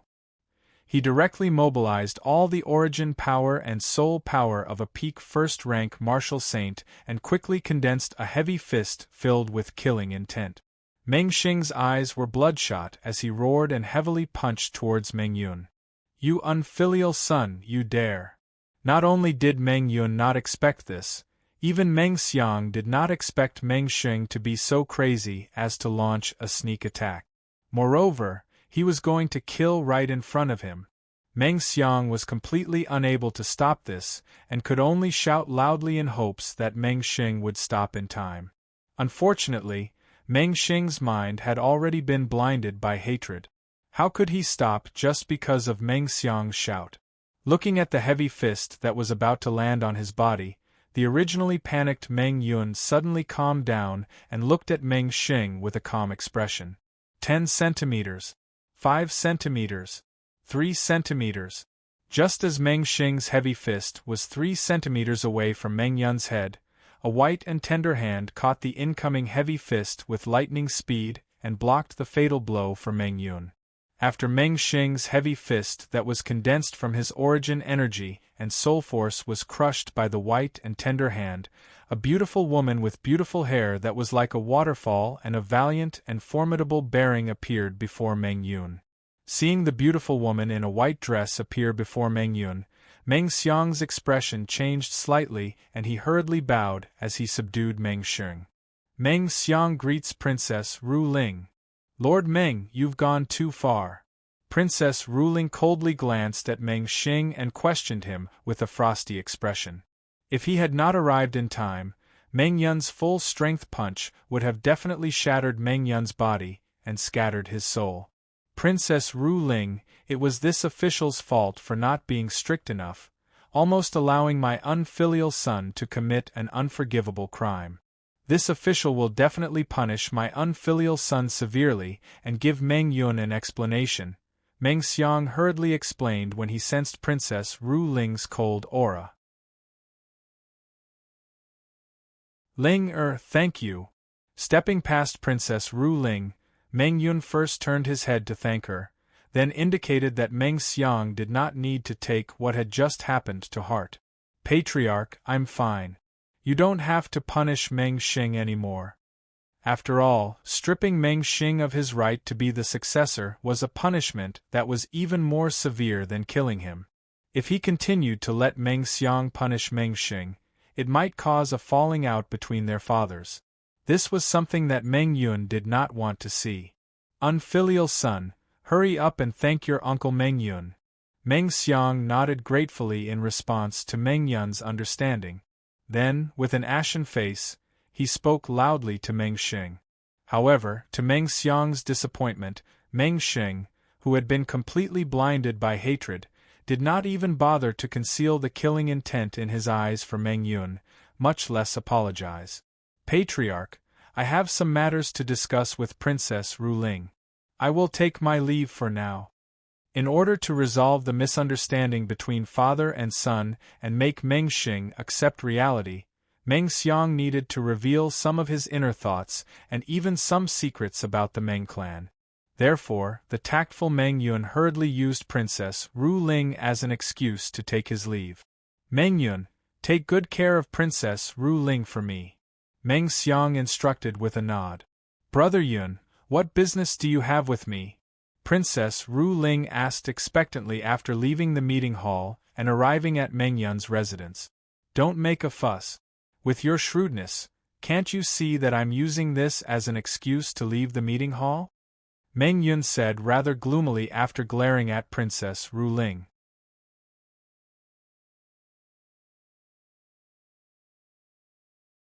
Chapter 603. Xianyang City, West City Square. Just as Yu Haoran used the single staff facing the sky and easily killed a peak 9th grade martial king expert, an extremely powerful aura quickly rushed over from the inner city like lightning. However, after feeling the terrifying power emitted by the single staff facing the sky, the expert with the aura of a peak 7th grade martial saint finally stopped about 20 meters away from Yu Haoran. After coldly looking at the general in green armor who stopped 20 meters away, Yu Haoran, who had transformed into a Power King Kong ape, slowly landed on the square. Now, do you still want me to hand over the dagger, the black pearl and the leaf? Looking down at the old man surnamed Wu, Yu Haoran asked coldly. The old man surnamed Wu, who was stared at by Yu Haoran's scarlet eyes, was almost scared out of his wits. However, when he looked at the general in green armor who had also landed on the square, the fear in his heart was immediately replaced by excitement. Kid, what you are considering now is not whether you should hand over the dagger, the black pearl and the leaf, but whether you can survive. Speaking until here, the old man surnamed Wu directly knelt down in front of the general in green armor and saluted with an excited expression. This humble one greets the commander. Who are you? Ignoring the old man surnamed Wu who was kneeling down, the general wrapped in green armor asked coldly. A good person who was wronged. Putting away the purple staff in his hand, Yu Haoran replied with the same cold tone. After hearing Yu Haoran's reply, the general wrapped in green armor could not help but let out a sigh of relief. Regardless of whether he was wronged or not, as long as he was a human, as long as he was not a real power King Kong ape, their city guard army would not be guilty of dereliction of duty. Then, as the commander of the city guard army, he would not be beheaded. With a thought, the green armor wrapped around his body automatically retracted, revealing a middle-aged man with a dignified appearance and a dignified temperament under the armor. Although he took the initiative to retract the green armor and took the initiative to show a friendly action, the cultivation of a peak 7th grade martial saint gave Yu Haoran a lot of pressure. Therefore, he could only continue to maintain his large power King Kong ape transformation in case something unexpected happened and he had the means to counterattack.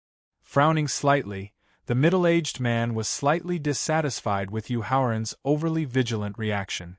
However, when he thought about how the news he had just received was directly related to the young man in front of him who could transform into a large power King Kong ape, the trace of dissatisfaction in the middle-aged man's heart immediately disappeared without a trace. Then, he forced a smile and took the initiative to introduce himself. My surname is Qin, and my name is Xingyuan. I am the commander of the city guards of Xianying City, and also the uncle of Princess Ling Fei. Junior Yu Haoran greets Commander Qin. Since he took the initiative to introduce himself and mentioned Princess Ling Fei, Yu Haoran immediately guessed that the other party probably already knew about his engagement with Qin Ling Fei.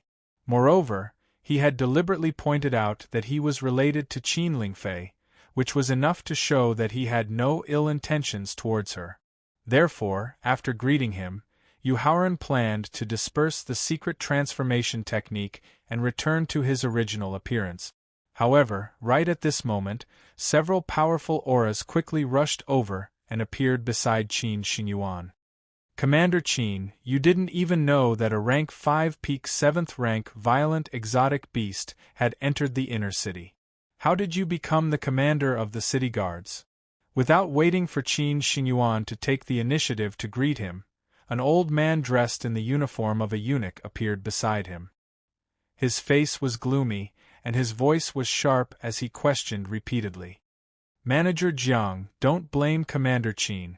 The large power King Kong ape just now was me.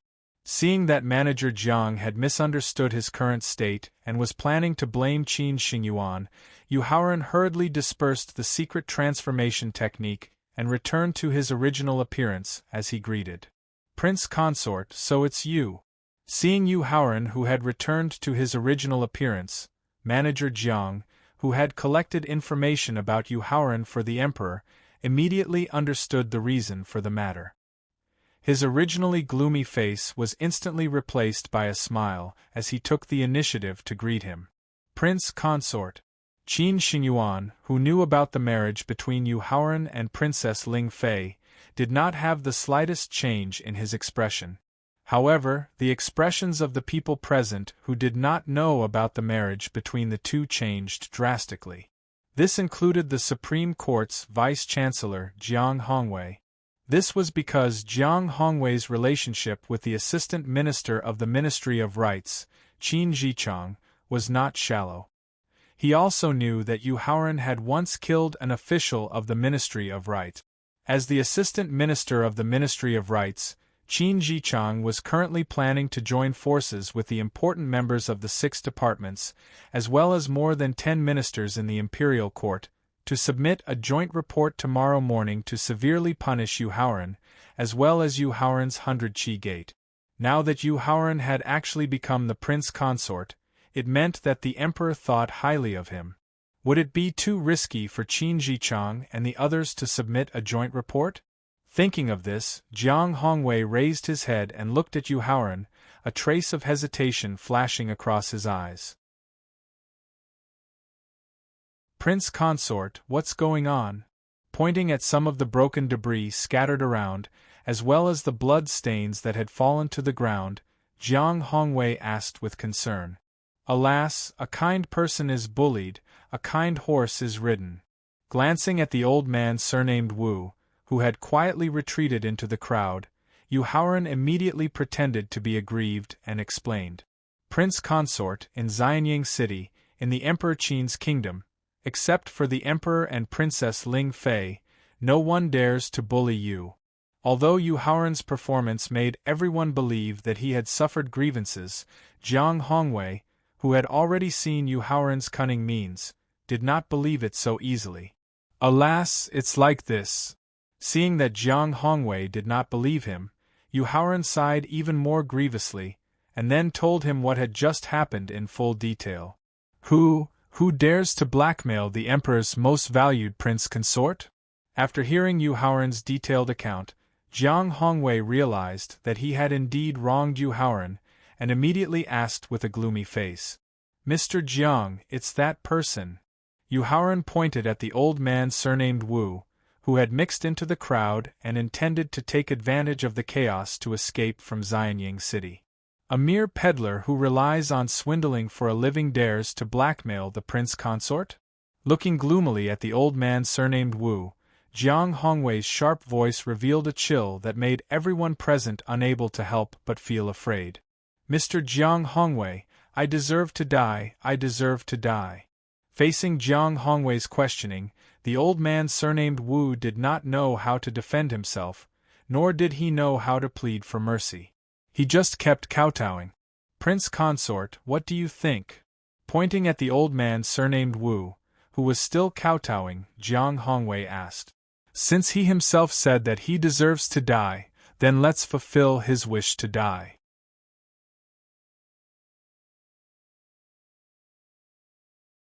Chapter 604. Xianying City, West City Square.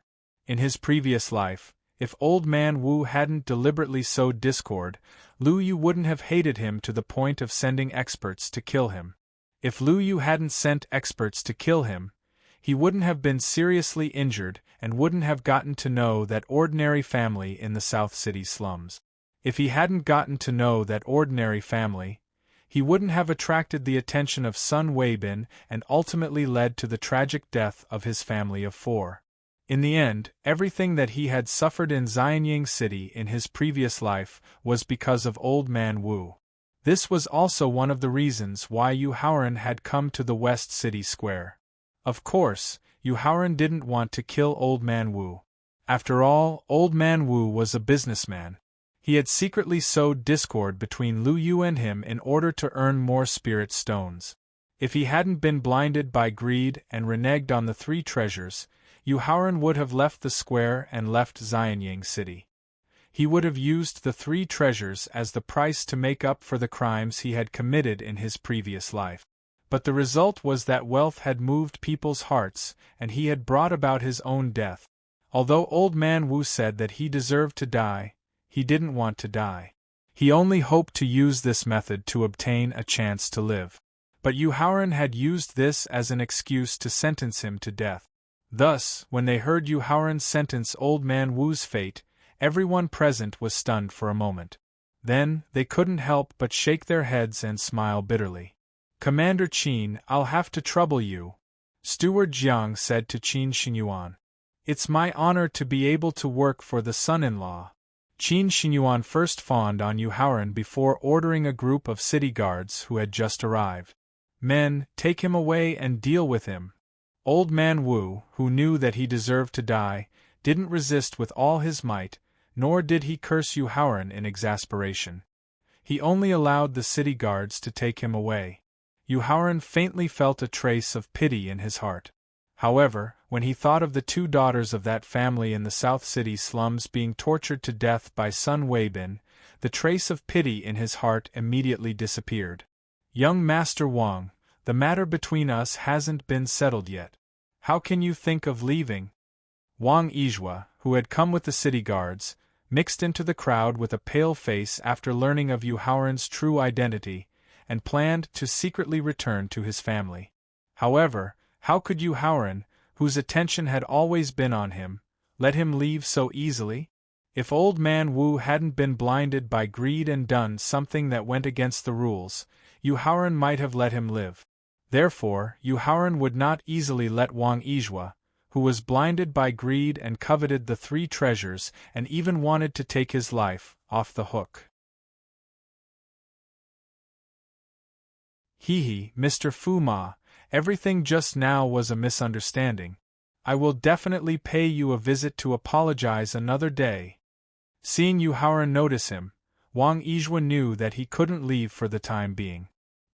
He took a deep breath and forced himself to calm down as he explained with a smile. Everything was a misunderstanding. Yu Haoran couldn't help but snort coldly when he saw Wang Yizhua attribute everything that had just happened to a misunderstanding. Wang Yizhua, if I accidentally kill you and then tell your Wang family that it was all a misunderstanding, I don't know if your Wang family will forgive me. Yu Haoran, since you know that I am from the Wang family, you must also know the influence of my Wang family in Xianying City. Wang Yizhua's expression changed when he heard Yu Haoran's mockery. The fear in his heart was immediately replaced by anger, and he resumed his profligate nature as he threatened. I, Wang Yizhua, am the 3rd son of the current head of the Wang family. If you dare to hurt me, my Wang family will never let you off. A mere child of a first-rate family actually dared to threaten the emperor's most valued son-in-law. Steward Zhang's expression darkened as he planned to teach Wang Yizhua a lesson. However, Yu Haoran reached out and pressed on his shoulder, indicating that he didn't need to step in. If Steward Zhang stepped in to teach Wang Yizhua a lesson, it would be a contest between the imperial family and the Wang family. Although the Wang family was definitely no match for the imperial family, Emperor Qin would definitely be merciful to Wang Yizhua in order to ensure next year's campaign. This was something that Yu Haoran didn't want to see, and also the main reason why he stopped Steward Zhang from stepping in. Wang Yizhua, anyone who is familiar with me, Yu Haoran, would know that I am not only a narrow-minded, sinister villain who seeks revenge for the smallest grievance, but also an ignorant junior who does as he pleases and dares to poke a hole in the sky.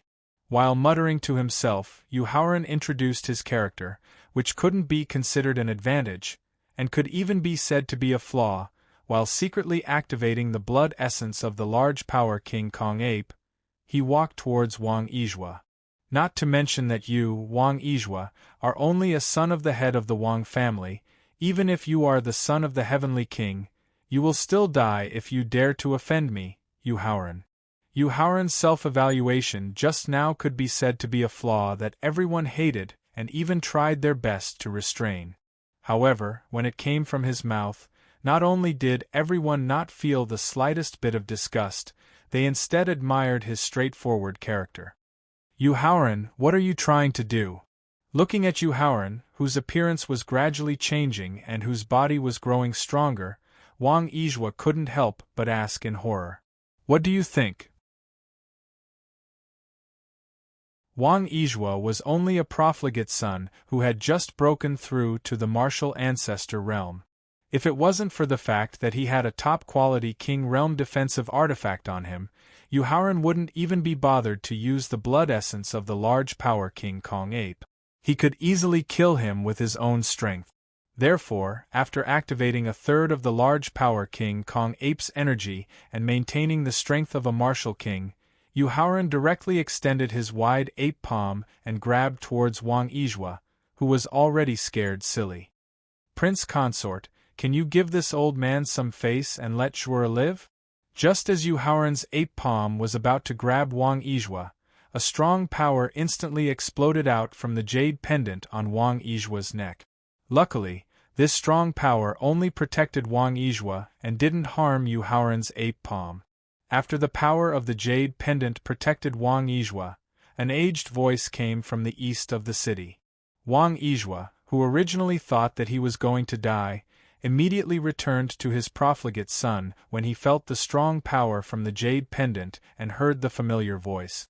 Pointing at Yu Haoran, Wang Yizhua demanded with a sinister expression.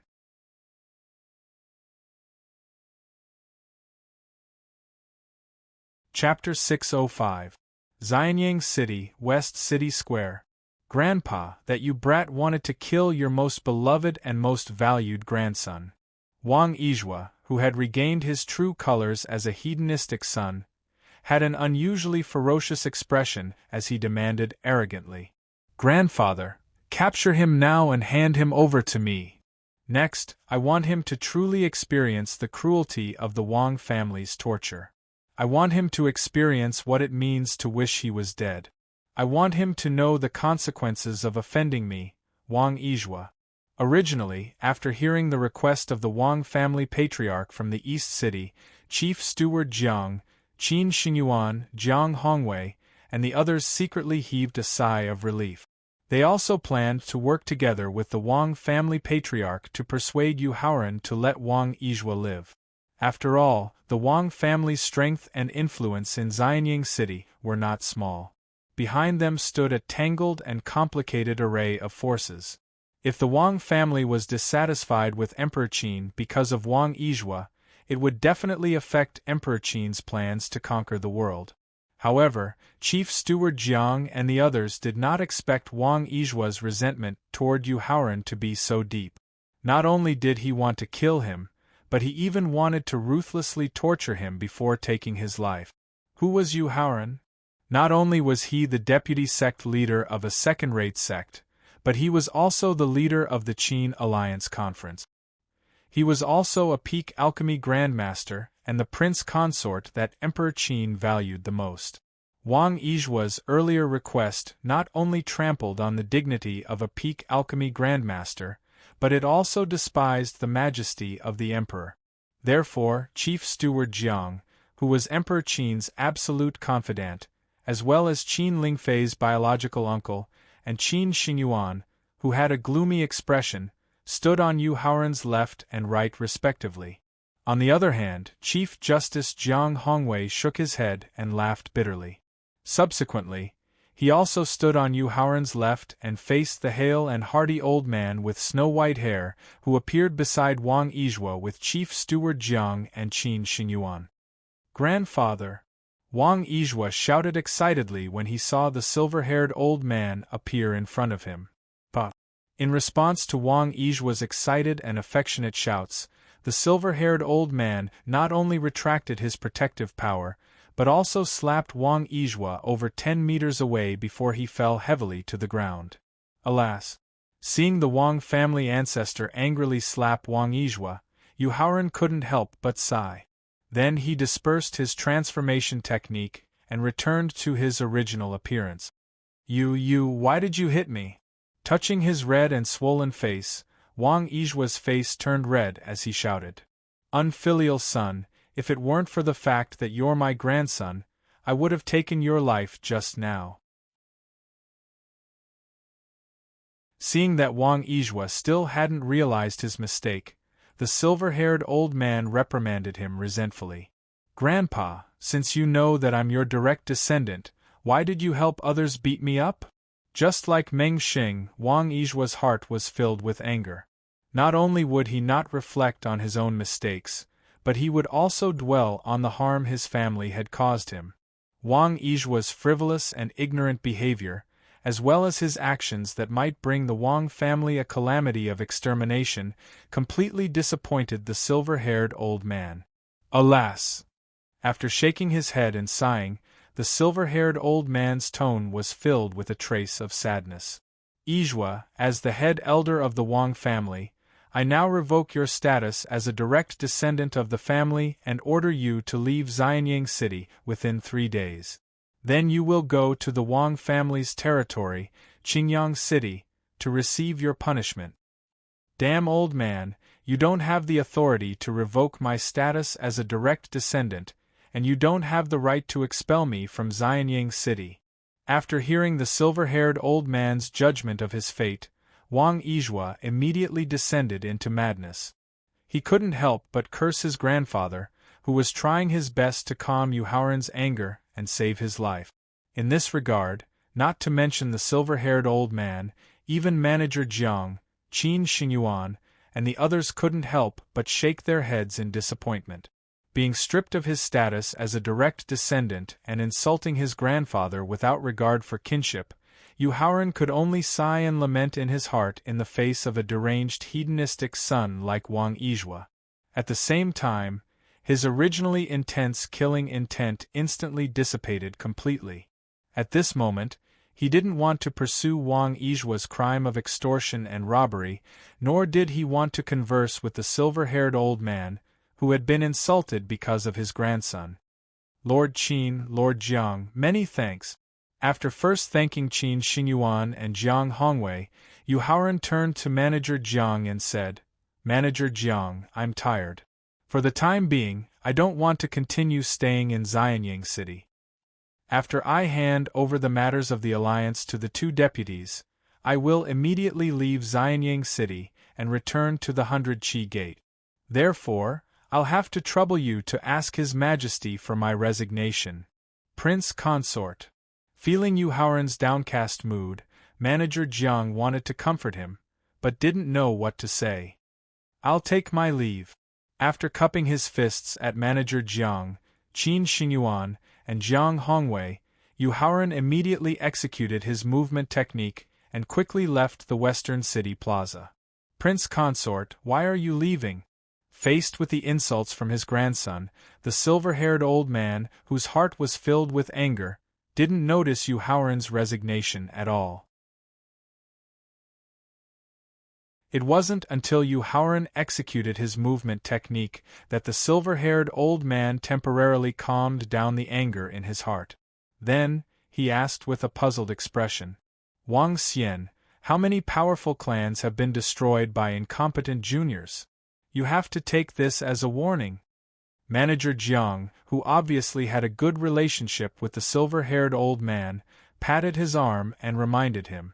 Then, he turned around and soared into the sky, heading straight for the imperial palace. "Uncle Wang, only through bloody battles and accomplishing great deeds can one show the true colors of a man." Qin Xingyuan, who had a lower status and was inextricably linked to the Wang family, couldn't help but give Wang Xian an idea. He also soared into the sky and headed straight for the inner city. Lord Wang, as the saying goes, cultivating one's body, managing one's family, and governing the country is still the way of a gentleman. I hope you can take more time to manage the family in the future.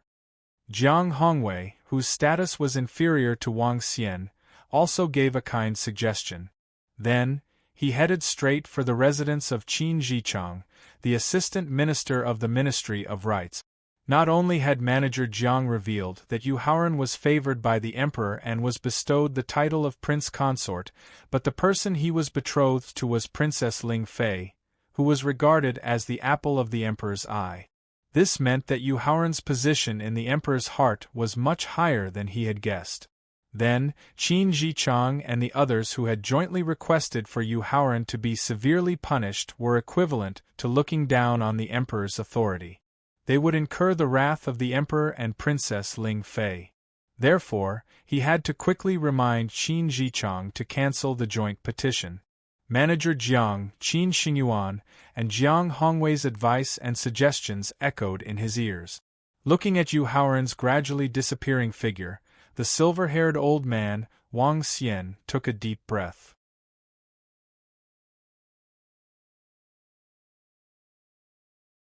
Chapter 606. In Xianyang City. Yu Haoran, be careful. There are at least 3 groups of people secretly monitoring you. After leaving the Western City Square, Yu Haoran did not use any pills to change his appearance and aura, nor did he deliberately hide his track. Instead, he swaggered onto the street. "Thaling, don't worry. I know what I'm doing." After comforting Thaling, Yu Haoran laughed coldly in his heart. Then, he continued to use this swaggering posture to return to the Qingya Pavilion of the Qingyuan Guild Hall. After explaining the details of the 100 Qi Gate and the alliance between the Emperor Qin Kingdom and Gao Luanping and Gong Yuan, as well as warning Wu Jingjun to leave Xianyang City alone in 2 hours, Yu Haoran brought He Xiong through the secret door in the backyard of the Qingya Pavilion and quietly left the Qingyuan Guild Hall. Yu Haoran, since you plan to quietly leave Xianying City without alerting anyone, why don't you use pills to change your appearance and aura in advance? The tower spirit couldn't help but ask when it saw that Yu Haoran, who had tried his best to hide his tracks and was afraid that others would discover that he had left Xianyang City, didn't use his best disguise to leave. Luring the snake out of its hole. After giving a simple explanation, Yu Haoran suddenly used a movement technique and silently rushed into a carriage that was looking for a caravan leaving Xianyang City. In the backyard of the Qingya Pavilion, sitting cross-legged in the cultivation room, Jiang Yan, the vice pavilion master of the Heavenly Fragrance Pavilion, was using the rich spirit qi to raise her cultivation. Suddenly, she opened her eyes and stood up to leave the cultivation room. Vice Pavilion Master, Yu Haoran has snuck into the caravan's carriage and left Xianyang City. The ecstatic Feng Yun said excitedly as he handed the jade talisman used to transmit messages to Jiang Yan. Consecrator Feng, I'm sure you know that His Majesty has already bestowed a marriage to Yu Haoran. He is now the prince consort of the Emperor Qin Kingdom and is favored by Emperor Qin. You're tuning in to the Phoenix Knights YouTube channel. Don't forget to subscribe and join us on this journey to catch the most captivating stories.